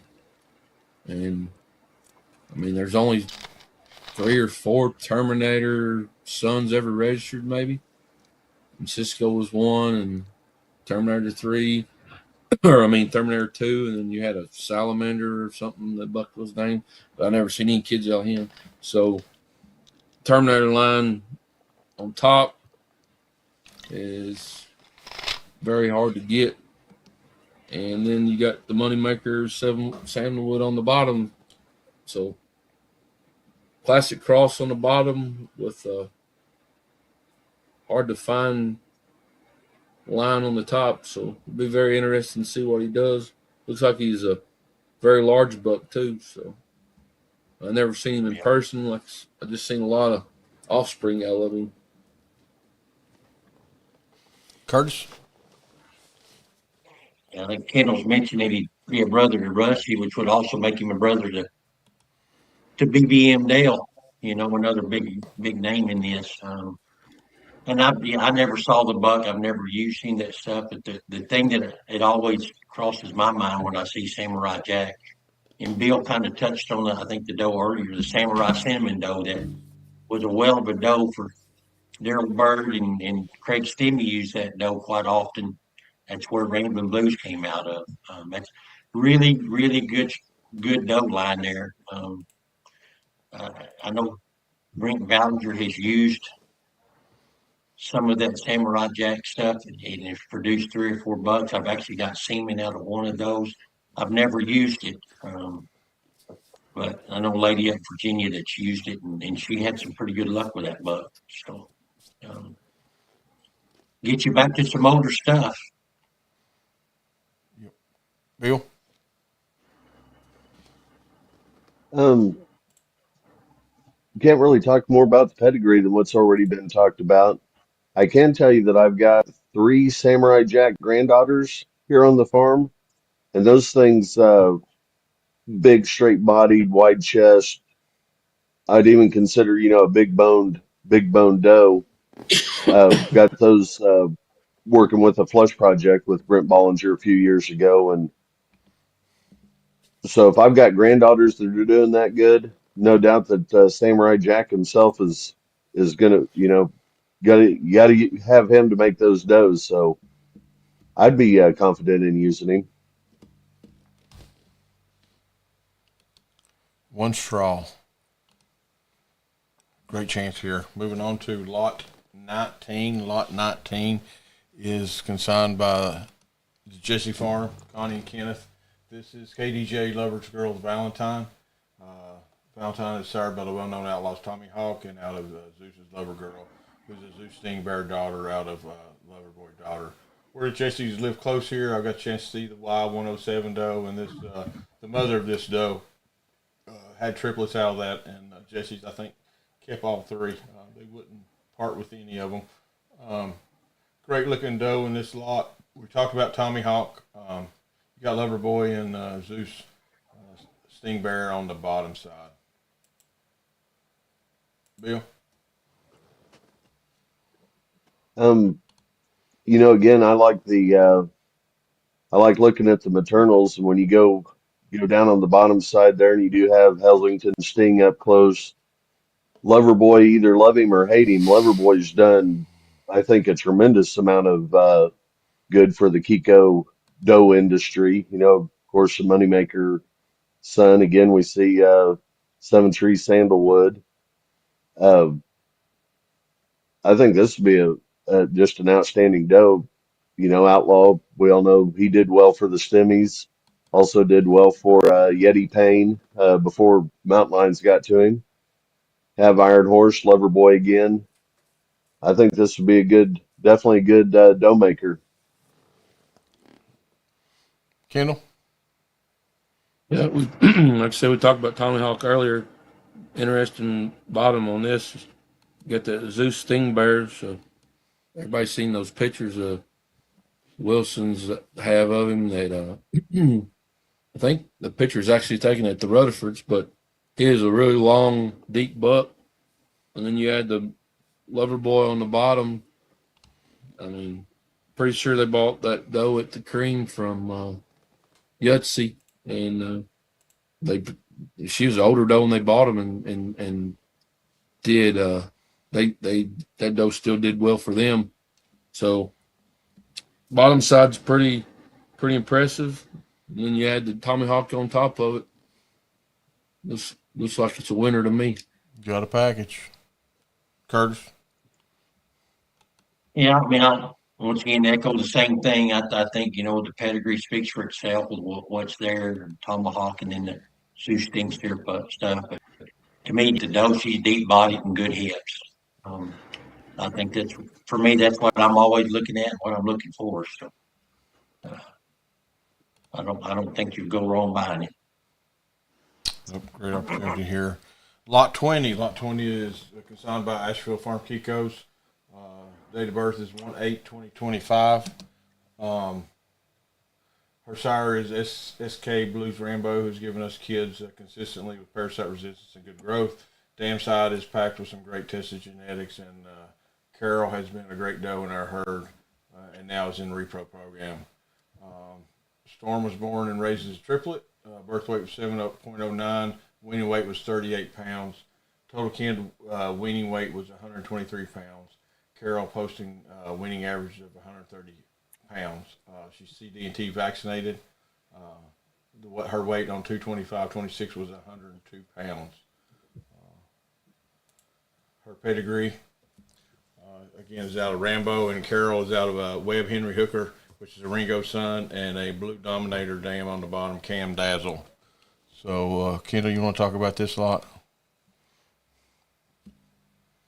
Yeah, you got, see how that, you got Ozark Bounty, and he's did very well for Wayne Sims. And then you got a D12 doe. That's Iron Horse over that Skybird salsa. And there's been a lot of meaty stuff coming out of that doe. I've seen a lot of different crosses at the cream that the Sparks brought there that were out of that doe, and they were impressive looking animals. And then on the bottom side, you got the Henry Hooker, which is your Ringo over Ginger, and then you got Dominator, which is Blue Sun over Ginger, and then you got Midge. What you might not know, Midge and Dumbo were quad sisters, and then there was 3 does and a buck in that. I can't remember. I don't think the buck ever really. I think they might have sold in commercial or something. And I cannot remember the other doe name, but they were. It's Hammer over ECR P77. P77 was a half sister to. It was a Southwest Cisco daughter, so it was half sister to the buck we just talked about, Samurai Jack and Dale and Rusty. So very, very concentrated genetics on the bottom side, and then just excellent genetics on the top side. And it made for a very balanced doe. Picture, she's balanced. Good chest on her. Curtis? Yeah. Yeah, that's what I was going to say. Whether the chest owner is what I like looking at. There's some real estate between those front legs, it appears to be to me, and it's got the pedigree to go with it. It's one of those deals. I really considered buying that rainbow buck when he was up for sale, and never dreamed that somebody would drive all the way to Florida, Oklahoma to buy him, because he was about an hour and a half from me. And you sleep too long, you lose something like that, so he ended up going to James and Ashley's. It's one of those deals. Didn't really need a buck, but he may have been my favorite buck that Wayne Sims has ever had. I really like to ring me a buck too, but Bounty was a very, very well balanced buck, built the way that I like him. And Rainbow, he doesn't disappoint to me at all. And the bottom of the pedigree is classic John Weber breeding. So all the way through there, even you see the Cam stuff in there, but I don't remember if it's Cam. It's John's niece or nephew or somebody of that deal. So that's still all John's breeding, but ought to be a pretty solid doe. So. Definitely. Bill? Going to the top side, of course, that D12, that was one of Wayne's favorite does, and she just passed away just a few months ago. Real prolific. And that's a big doe. She's one that you definitely wanted to have a game plan on if you got a hold of. And I also I've seen that Blue Rambo, and he was a big beefy, or is a big beefy buck. Yeah. Folks by the name of Tracy Mike Davis are actually the ones that had him. That Wayne had sold him to Mike and Tracy Davis, and then that's when Ashley went up there and picked him up. Great big buck, and no problems with parasites, feet, anything like that, which is a good thing because he's a big buck. You don't just walk up to him and do anything you want to him. Then, like they say on the bottom side, classic Weber. I believe Cam's actually his sister. Weber will call me later if I say that wrong. But the thing that of course hits my eye, because I have a Ginger buck as well. You have Ginger twice on the bottom side. And just anything Ginger's attached to has done well. Again, going back to the maternals. So Excuse me. I think this doe would do good. She looks like she's built about like her sire there, Blue Rainbow. Good. Great off Stony great Creek off got choked up there. yeah. Yeah, we said ginger three Yep, times. yeah, Three choked times up it got thinking it about choked. Ginger. Yeah, yeah. If you say it 3 times, it will choke you up. Moving on to lot 21. Lot 21 is consigned by Southwest Creek Farms, Joe and Jamie Marks. Date of birth on this doe is 12325. This is SWC Rihanna. She's going out to be a moderate framed doe that we think will add to any herd. She was born and raised a twin out of Iceman, a Cherokee Fiddler, over Sports Cat, and a Wild Bill daughter. Her dam and sire have been great to us, and we think the doe will continue that legacy. She has been an easy keeper. Again, this doe is out of Got Iceman, which is a fiddler son over Raging River Cafiel. Going back on Cafiel, you got Sports Cat and Sky 206 Zane. And then on the bottom side, you got a Wild Bill daughter over Tay Onyx. Great looking doe here. Great offering from Southwest Creek Farm. Curtis? Yeah, you go back to the ice cream buck. I remember when JD wasn't really trying to sell that buck, but Joe wanted to buy him. I remember exactly what the deal was. But they was going to be crossing paths with each other, and the deal was JD was going to let him take him, but if he didn't grow out, then we needed to do something different with him. And the buck's still around, so he's apparently done his job. And JD went ahead and registered them and did what they needed to do there. Of course, you're over Wild Bill, so the Terminator stuff.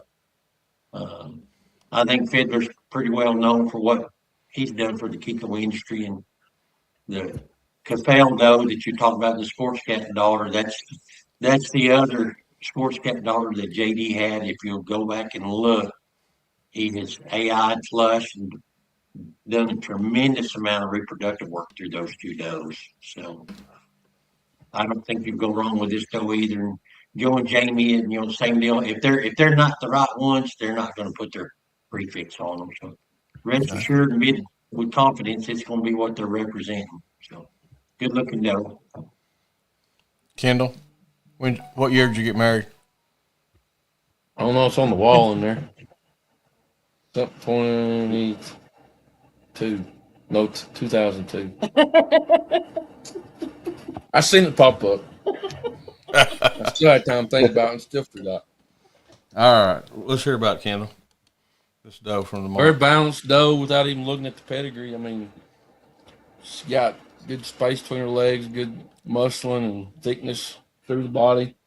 And then you look at the pedigree, and you've got a double dose of Terminator, you got some Moose, and you got some Sports Cat, you got some Blue Sun, you got some Cherokee Fiddler. I mean, only thing she needs is Chinook. And then you got it. There you go. Bill? What can you say after Kendall said that? Looks like the recipe for success to me. I know the Marks, their performance tested. Again, Cherokee Fiddler, Wild Bill, Terminator a couple times, Sports Cat. You can't go wrong here. Lot 22. Lot 22. Let me get on lot 22. Lot 22 is consigned by Split Hoof Ranch. Date of birth is 1/13/2025. Tested negative for CAE and Yonis. This is SHR 5170, 5170. Her sire is Freightliner, Oklahoma 2022, number one. And his sire is that Hammer Web Ginger 867. There's Ginger again, and I about got choked up on it myself. But on the bottom side, you got that DRZ Willie Butterscotch. Goes back into Sock Cinnamon Toast, which I've got first-hand reference on Sock Cinnamon Toast and that Golden Boy line. That and the hammer on the top. Speckles on the bottom side down there with Rolling Meadows 81. Lined up really good. Curtis, can you tell me something about her? Yeah, well, just I think my biggest consignment weight wise, which is not surprising coming out of Freight Line. He's turned out to be a big buck. A lot of leg with him. Not, well, I say not a little leg than what most of my bucks have had, but Willie down there in the bottom cuts those legs off and really squares them up for the way that I like them. The 7421 doe here in the walnut pedigree she's still here in production. I think she actually has triplets on her this year. I may be wrong, but I think triplets. Um, just a really laid back doe. I don't have maybe two does that I can just walk out in the pasture. You don't have any problem catching her. She's one of them. And the other one is a half sister to her, another Willie daughter. But you look at the bottom, the very bottom, the 437 doe in there. That was my herd. Had 21 daughters or granddaughters out of her, 2 or 3 years ago, and so that's just the number has continued to grow. Um, uh, the freight line buck, like you mentioned, there's the hammer ginger buck, the ginger doe in there. I think this will be a really nice doe for somebody. So Yep. Curtis, can I share something we with can you? help get her delivered wherever. So Can I share something with you? I think you're too yeah. tough on Freightliner from looking at that picture. That's good looking doe, good looking cross. Kendall? Yeah, a lot of you look down the bottom pedigree and you see that MVH. Mike and Vanessa Hogan, they're known to race some Yeah. range hardy goats, and they've done really well here for me too. So that's a lot. I mean, you don't see a whole lot of the MVH out this way where I'm at. You see a lot more out Kansas and Oklahoma areas. So um, I always liked their line, and you got the Willie over top of that. And Willie's one of those bucks that caught my eye, and like I said, I've added him to the tank, and then can't argue with what Freightline's done over the last few years. I may add if I do a Freight Line daughter produced the number two buck up in North Dakota last year. So just throw more piece in there. Bill? As a first time doe. First time, wow. Okay. Yeah. Bill? Well, I have to admit, Curtis got me chuckling when he said that he could catch that 7421 doe pretty easy because I was looking right behind it and I saw that Mike Hogan doe and I was thinking to myself, Curtis, I bet you don't catch her easy. One of the things that Yeah. Hogan does, well, Curtis said it well. They're rangy. Yeah, they don't get caught. One of the things that caught my eye on that Hogan doe was seeing Mr. Speckles down there on the bottom. I I like Mr. Speckles, but I do like to see him on the bottom side of a pedigree versus the top side. So I think he's right where he needs to be. I've got a Mike Hogan doe, and it's got a string of numbers after that. With so many does, you can't remember all the numbers. So she's just known as the Hogan doe, but I don't have to touch her. So I bet the doe to this doe that's being offered, if she's anything like the rest of my Hogan does, that doe's going to have good maternals. She looks in the picture like she's nice and well built. Yeah, I wouldn't be afraid to have that doe in my herd. Lot 23. Lot 23 is consigned by Whistling Dixie Kikos. This is a semen lot stored at Triple W Genetics. Lot 23 is two straws of Sky High Trickster. I think there's a picture of Blue Sun in here that got submitted, but this is two straws of Sky High Trickster stored at Triple W Genetics. Trickster is out of a Blue Sun and a Tasman Temperance, making him a cross of well-known maternal genetics of Blue Sun and hard to find maternal powerhouse of Tasman Aristocrat. Temperance should also add some carcass trait to the mix since she's a dam of bucks like Sky, S408 Sports Cat, and Sky High Kiss My Spot. Two straws, Sky High Trickster, stored at Triple W. Curtis. Oh, you know what? I wish there was pictures of Trickster out there. I talk to Sky quite often, and I ask them pretty regularly. If you ever find any pictures, because they're always going through some of their own stuff and handing it to me, but I still have not seen a picture of Trickster. I've seen some pictures of some sons uh, that they sold to a commercial breeder here in Oklahoma. But once again, there's your powerhouse there with Blue Sun and Tasman Temptress. I think that says enough about them. So um, it ought to be a pretty good one. Yep. Bill.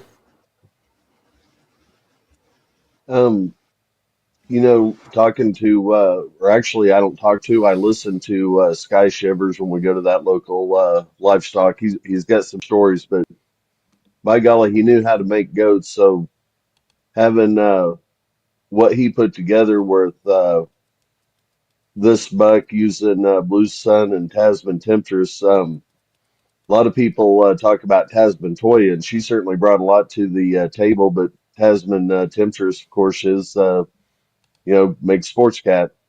So I bet this buck certainly would produce those that has a lot of maternals to them.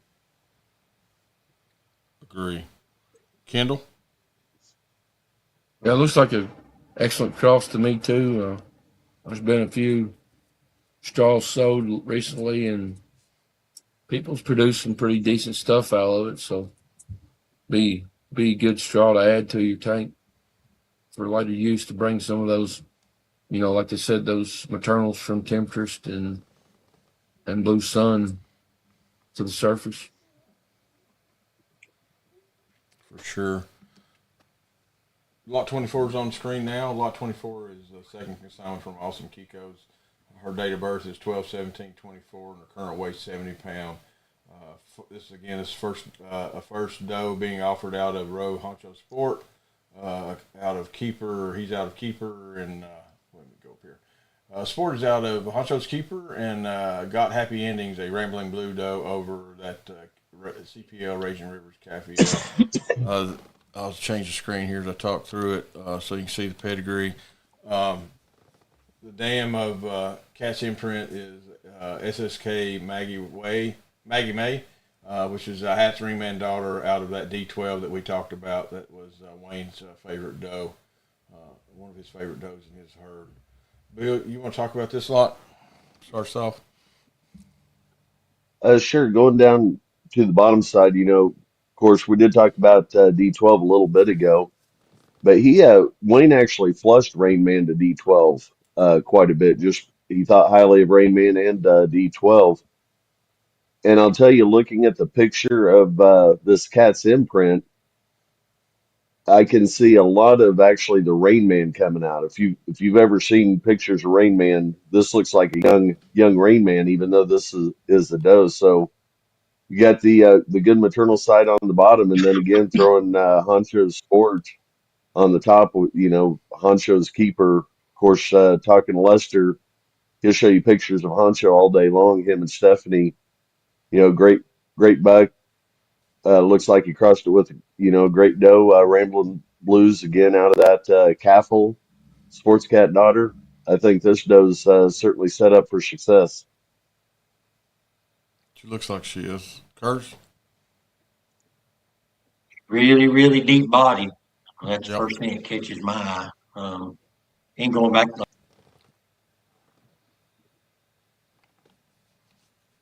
like I said, D12 Honcho Sport buck, but he wasn't for sale at the time. And I was really impressed with Honcho's Keeper, but then what really intrigued me even more was it was out of a Rainbow Blues daughter, which would be making it half sister to Woody, and that was a line that I knew worked for me. Uh, anyway, however it fell out that they ended up buying the Honcho Sport buck, and um, looks like he's doing a fine job because that's a good looking doe. A lot of hip, a lot of depth of body, good bone on them. So, and I agree with Bill. I see more Rain Man in that than I do the other lines, but either way, it's the right animal. So, Good opportunity. Be a good one Kendall. to take home. Kendall. Now looking at the pedigree, we've talked about almost every line in her pedigree. We've talked, we talked about D12, we talked about Rain Man, Ramblin' Blues, Cafell, and then Show's Keeper. So, Yeah. I mean, this though got it all wrapped up. Plus, she looks the part. She's deep and meaty and feminine. So, I think it's a very good consignment. They really picked some good consignments for their first sale. It's the way to start it. Moving on to lot 25. 25 is a Hubbard Hills Kiko consignment.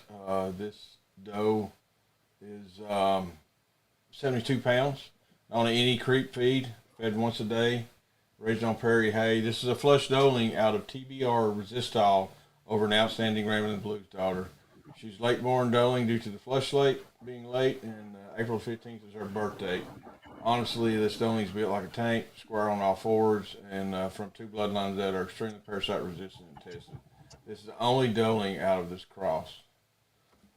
So, Hubbard Hills Kikos, Resistol over a Ramblin's Blue Daughter.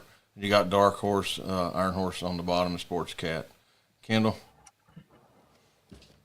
Got the Katie doe on the bottom part there.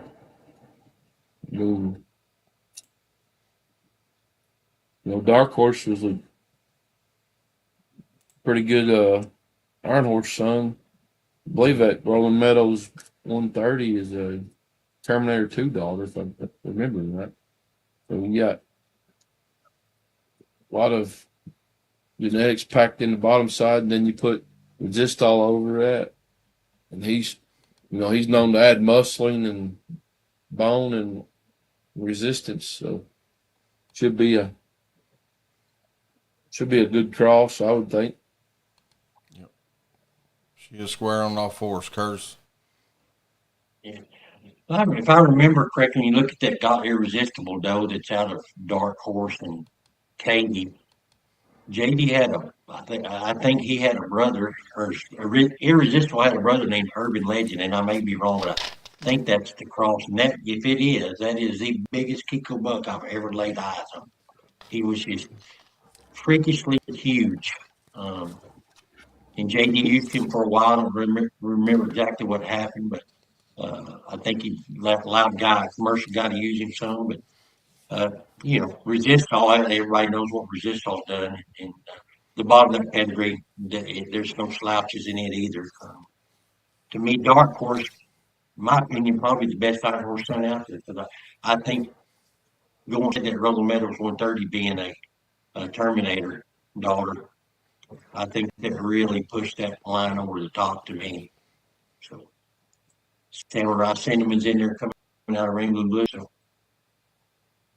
pretty stacked pedigree. Yep. Bill?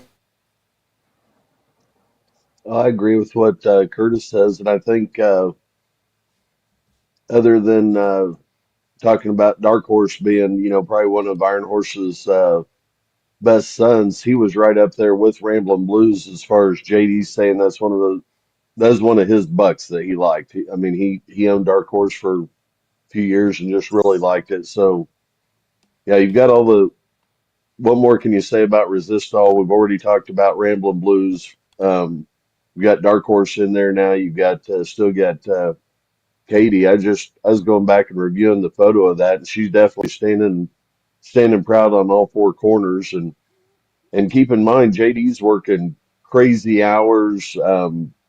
Marley's his right hand gal, and she's working now and going to school, and so these does don't have a whole lot of hands on, and they never have anyway. But they've got a whole lot less. And when you look at the eyes on that thing, and you look at her condition, I'd probably jump on this doe in a heartbeat.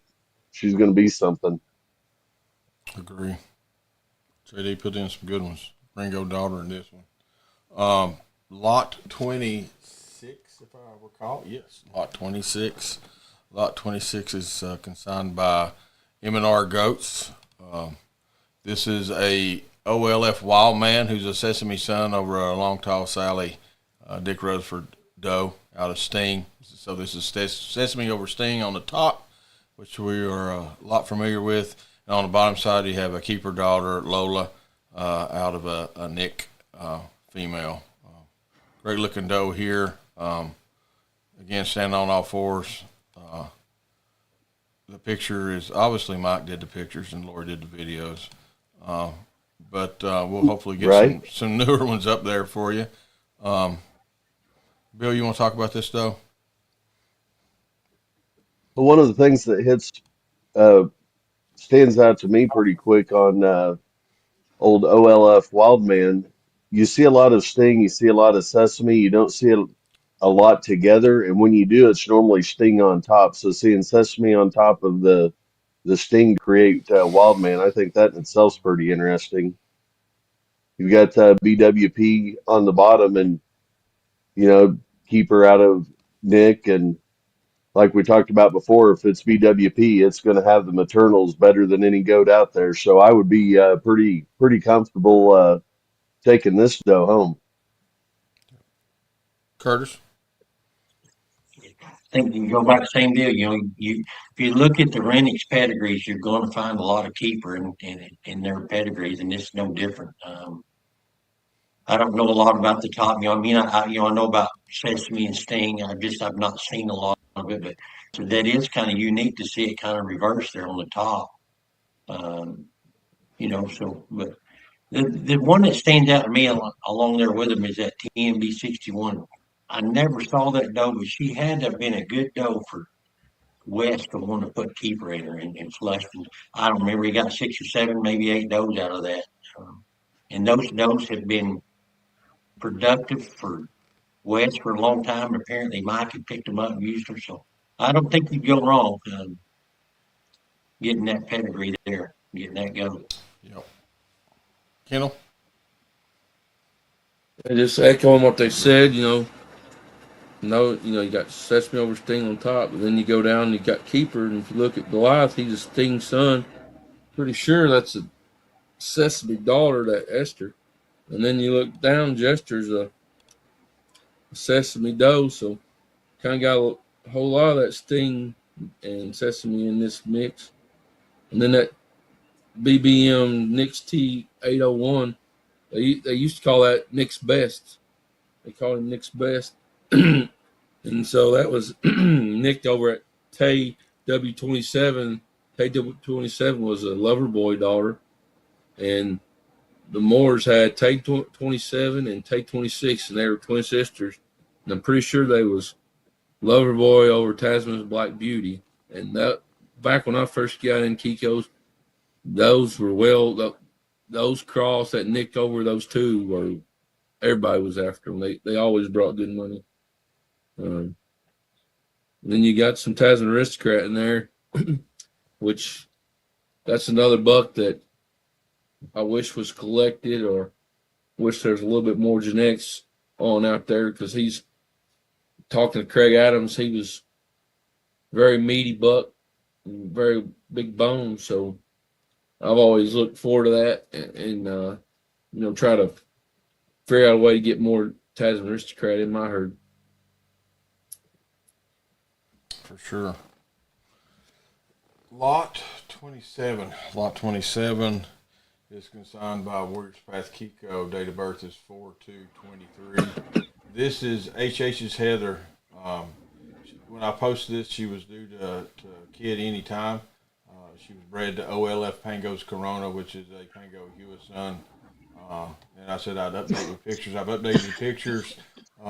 Heather went to the next pasture, kidded, buck and a doe, brought her back into the barn about 2 days later. I've got pictures of the kids and her bringing them in on Warriors Path Kiko's page. If you look at this pedigree, talked about this buck a little bit.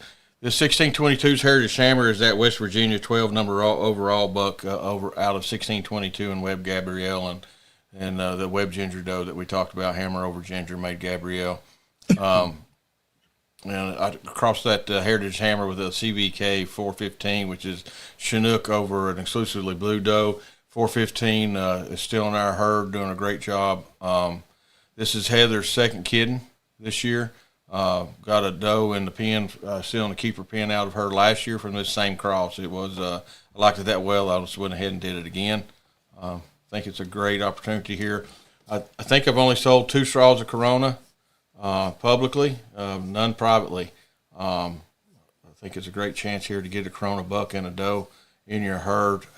Heather, if you look at the pictures on Heather, I tell you, Lily, see that yellow RFID? She went to sell. She didn't make reserve, so I liked her that well. Brought her back home.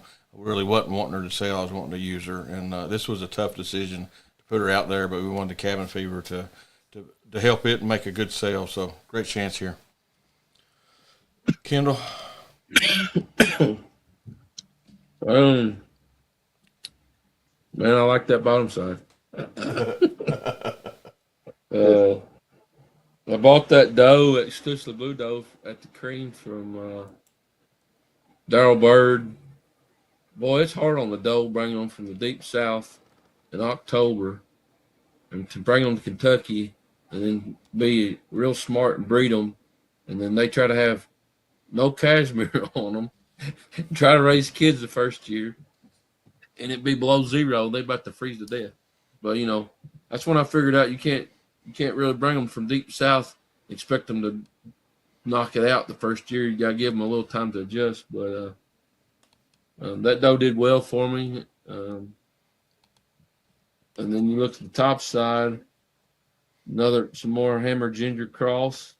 And then you got that Sonny Boy over, that Gin doe. So a lot of genetics we've already talked about. A lot of genetics that seem to be doing well in several different locations. And she's already got kids on her, so you get 3. Yep. For one price. Unless Andy hides 1 or 2 when you go pick them up. Yeah, I got pictures. She scared me when she took them out because she had them right at dark, and she was the next pasture over, and I've only got 1 dog in that lot, and I know I've got some coyotes on that side, so she obviously took good care of them, brought them in about 2 days later after she was ready to introduce them. Curtis? Well, I mean, like we talked about the 1622 buck earlier, how well he's done for you. And I look at the top of the pedigree. The Gabrielle doe is the one that stands out because I don't remember listening to one of these catalog reviews that you haven't mentioned that doe. Of course, then it goes back to Ginger, but it sounds like Gabrielle, in her own right, deserves to be recognized here because she apparently has done a great job for you because I've heard it over and over again. And bottom pedigree, Kendall's Chinook buck. I know he likes that, but there's some other good stuff in there too. I'm not knocking that, but that exclusively blue doe, I'm sure is good. Something we haven't talked tonight much is about HKF stuff, and you see that in the ball map. I don't know much about Confederate, but I can tell you that Harriet doe was a pretty dang good doe at the bottom of that pedigree. So, looks like a solid pedigree, and like I said, you sound like you're getting a 3-for-1 on this deal. So, the hard work's been done. Bill? Anything? Nothing more I can say about the pedigree. Just looking at the photo, doe looks well built. But I thought I'd just share my own experience. Andy, I bought one of your does in the fall, so we're going from Tennessee to Oklahoma, and she responded well, acclimated well, uh, got bred, no problem, and I haven't had to touch her, which is a good thing. She's kind of wild, so I would, and I'll tell you, the maternals on that doe is just unreal. Talk about a hover mom. Nothing's going to get close to her kids, which is great. So I wouldn't be scared to bring another one of your does home, and then if it's got you get a 3-for-1 on the deal, that's even better. Yep. Okay, lot 28. Lot 28 is consigned by the Jesse Farm. This doe birth date is 2/13/25. Again, this is Tommy Hawk's Black Cookie, out of a daughter of Drop the Hammer, who placed fifth overall in the West Virginia buck test. I remember that buck. I brought it home for Mr. Jesse. He looked really good coming off a test. A chance to purchase some performance tested genetics here. Looking at the pedigree, we got Tommy Hawk again that we've talked about, and then Drop Your Hammer, who's out of Hoosier Hammer that we've talked about, and then Webb Riptide on the bottom, which is a Ginger son. And then you got Gal Browser rounding it out down there on the bottom side. Like Jesse said, great performance test at Gen X here. They put together a good package. Curtis? Yeah, I mean, I think the fact that, all three of Kenneth and Connie's consignments are Tomahawk daughters, I think that tells you what they think about them. They're sure not afraid to put them out there and let people have them, try them for themselves. But yeah, pedigree on the bottom's loaded once again. Like I said, the Hoosier Hammer, Tusk Copyright, Riptide, going, like I said, going back to Ginger. That's a repetitive, what we've talked about numerous times. Anything that Uh-oh. they put over the good pedigree, good looking doe, deep bodied. So Yep. Kendall? Yeah, just looking at that doe, she looks like a barrel. So that's kind of why I like a big barrel shaped doe with some depth and width. Like the pedigree speaks for itself, but the doe, without even looking at the pedigree, I mean, I don't know what you could pick apart on her. Maybe she ain't got enough white hair on her. I don't know. Couldn't see her she in ain't the got dark. that white. Yeah. Can't catch her. You can't. Only thing you can't catch her in the dark. That's it. Catch her during the day.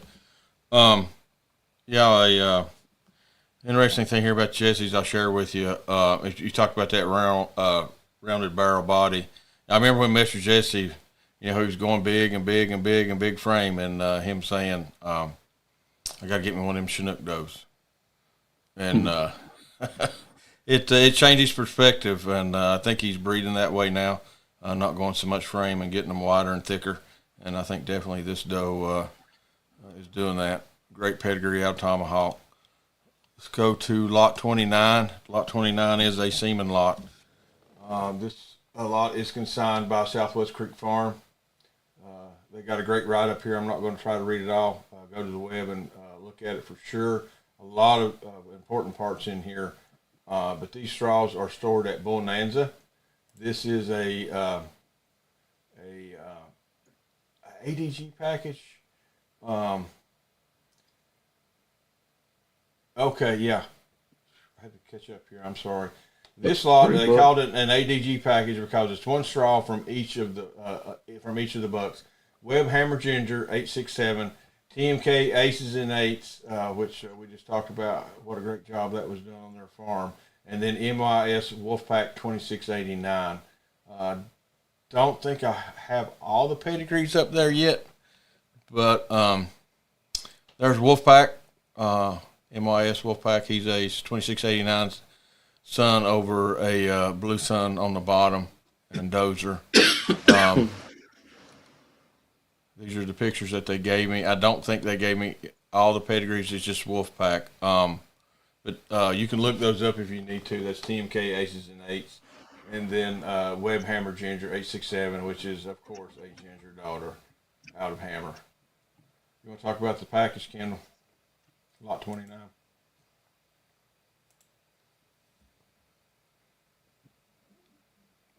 Kendall? Yeah, we've talked about Oh, sorry. two of these bucks a lot. Yeah. Hammer Ginger and Aces and Eights.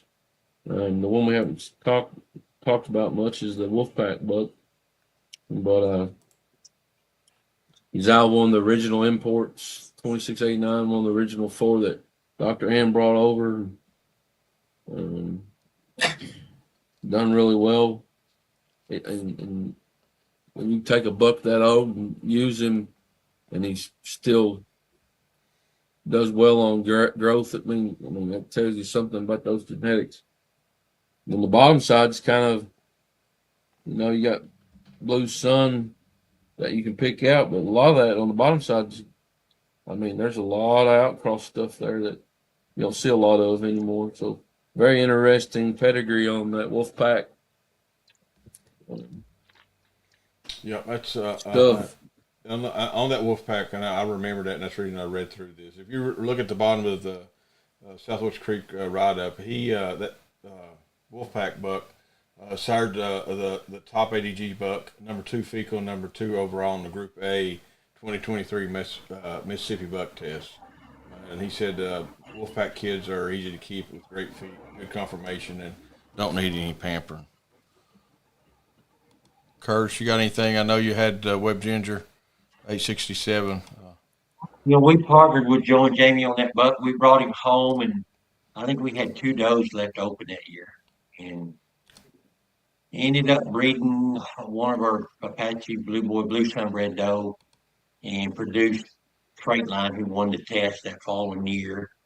And then we sent him back to Joe and Jamie. And like I said, he's had several daughters here that have done real well on Freight Line. But just showing that line continues to pass it on. You're talking about Ginger, with that.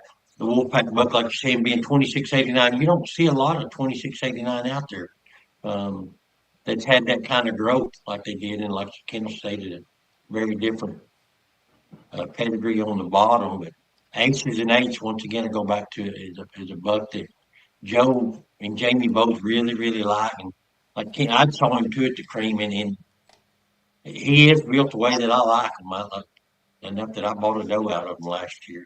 So uh, you, I give you some versatility, a lot of different bloodlines to work with there. To go buy this semen package, I think it's a very good offering from Joe and Jamie Southwest Creek to put all 3 of those bucks together. I think it's a smart move. Really like what they did. Yeah, me too. Bill? Um, I agree that, it's definitely a smart move to put them together. And then the quick thing is we can say that they're all ADG performance tested bucks. What I think is interesting about all these bucks, if you go with the individual breeders, now I hate to talk about Webb because Weber's going to get a big head. He'll call me later. But Weber, he did a lot of flushing, but he did his research. What goes well with what? We saw that time and time again at Buck Test. TMK, you got Ron and Christian. They don't just willy-nilly put stuff together. They meticulously think about what those crosses are, and we see it again here in Aces and Eights. And then you get down to Brandon Bishop. He did a lot of IVF as well as flushes and even AIs, and he spent a lot of time figuring out what would go together. So we're thankful that the Marks have put this package together because we're taking years and years of knowledge and you're getting it in 3 straws.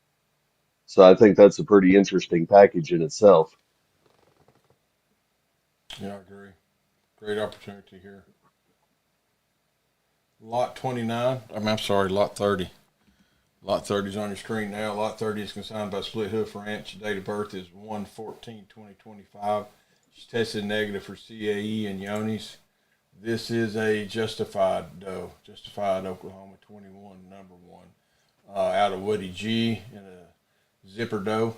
And then on the bottom side, you got Kit Carson, goes back to Golden Boy, and PJM, copyright's tough. Great looking pedigree here. Great offering from Split Hoof Ranch. Curtis, tell us about her. Hello, Justified Daughter, I haven't really sold a whole lot of them. The few that I have done pretty well for the people that I have sold them to. Justified itself, of course, won the 21 buck test here, or the top ADG, and of those top ADG bucks, she had the lowest fecal egg count. The Kit Carson doe was a flush I did over a tough daughter, or not a flush, an AI that I done here. Over a tough daughter. That Kit Carson doe still in production here today.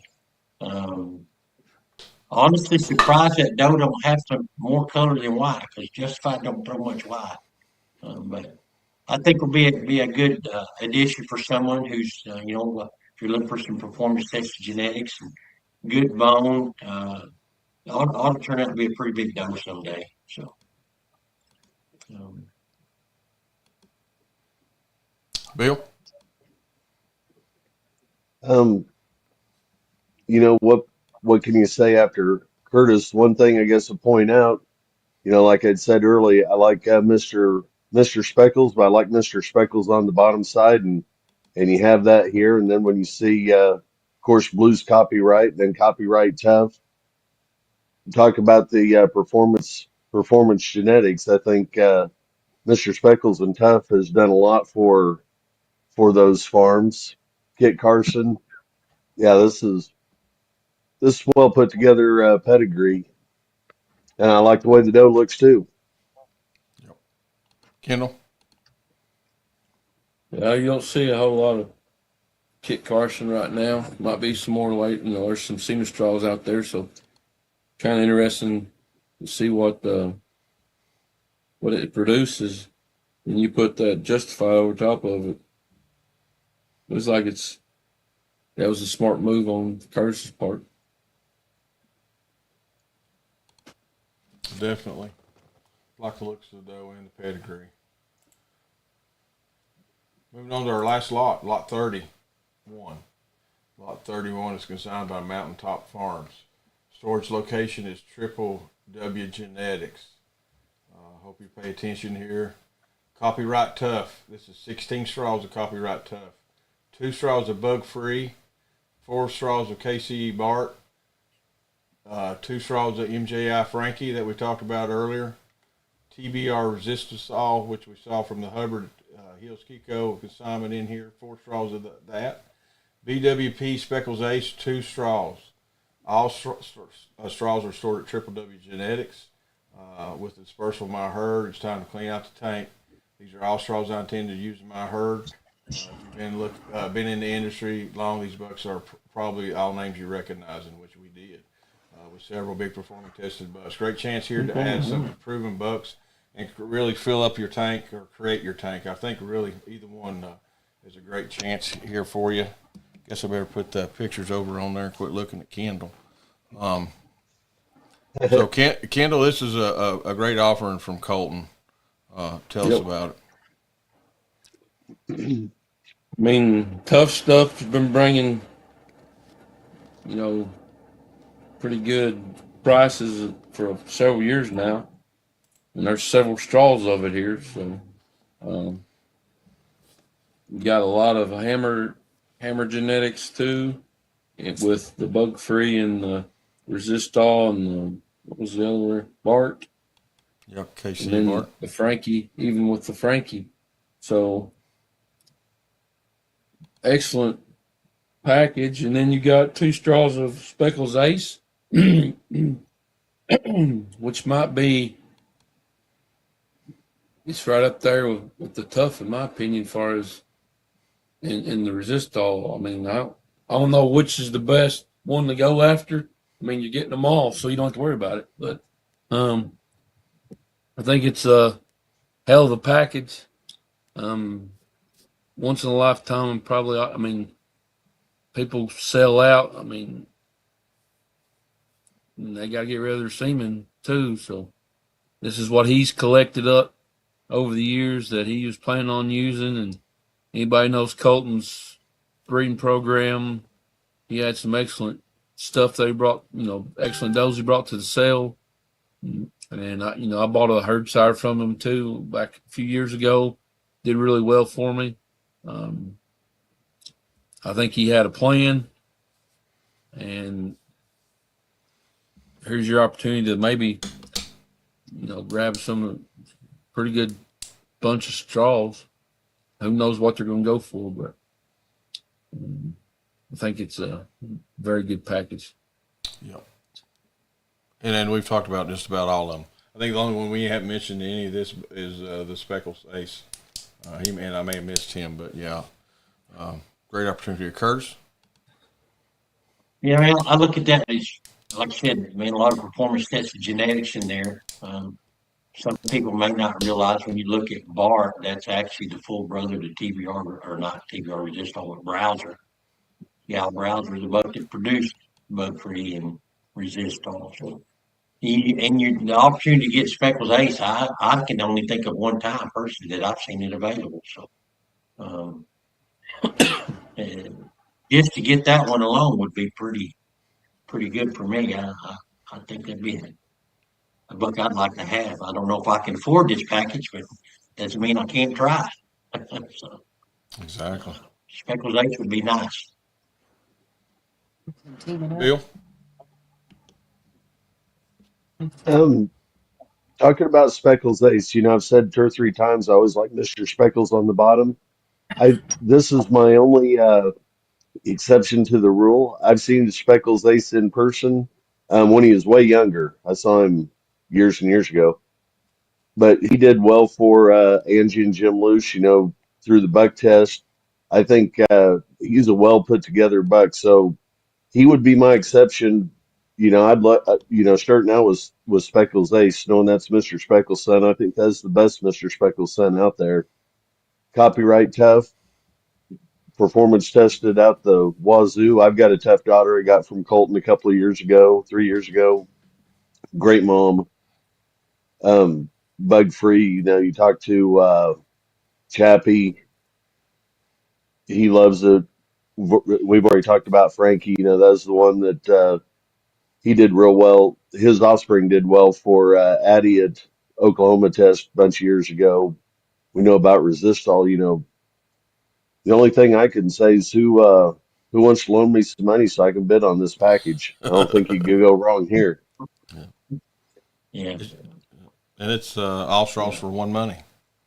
So that All straws concludes for one money. all straws for one money on that. So that concludes the 2026 Cabin Fever catalog review. I'd like to commend Kendall, Dana, and Bill putting together a great group. This kicks off our live doe sale. We've had some semen sales over the winter months, and I think they named it duly. Everybody's had a whirlwind of a winter, cold, wind, rain, everything, and I think grass is getting green here. Hope it is where you're at. Great lots here, and a great time for some new people to get into the industry. Meat prices are back up. It's looking really promising. I spent a day out at Smart Reproduction this past Tuesday. Some great opportunities coming forward for meat goat exports. Looking forward to seeing that evolve more and more. Hope you enjoyed the catalog review. This group on here, thank you very much. Curtis, Kendall, and Bill, you did a great job. A lot of insight here, guys, for especially if you're getting in. They've told you straight up on the lots. Great package here. I don't think you can go wrong on any lot if you're wanting to get in there. So with that, I'll play some XO music here, get us out and off the air. And if you got any questions, contacting the signers, contact Top Livestock, Bill. Bill will help you out, point you in the right direction if need to. I think all these consigners are willing to deliver. Reach out and ask them, ask questions to them. Research your purchase. They'll tell you exactly what the doe's doing, what the offering is. So that's about all I can say. I've took up enough time. It's 10:41.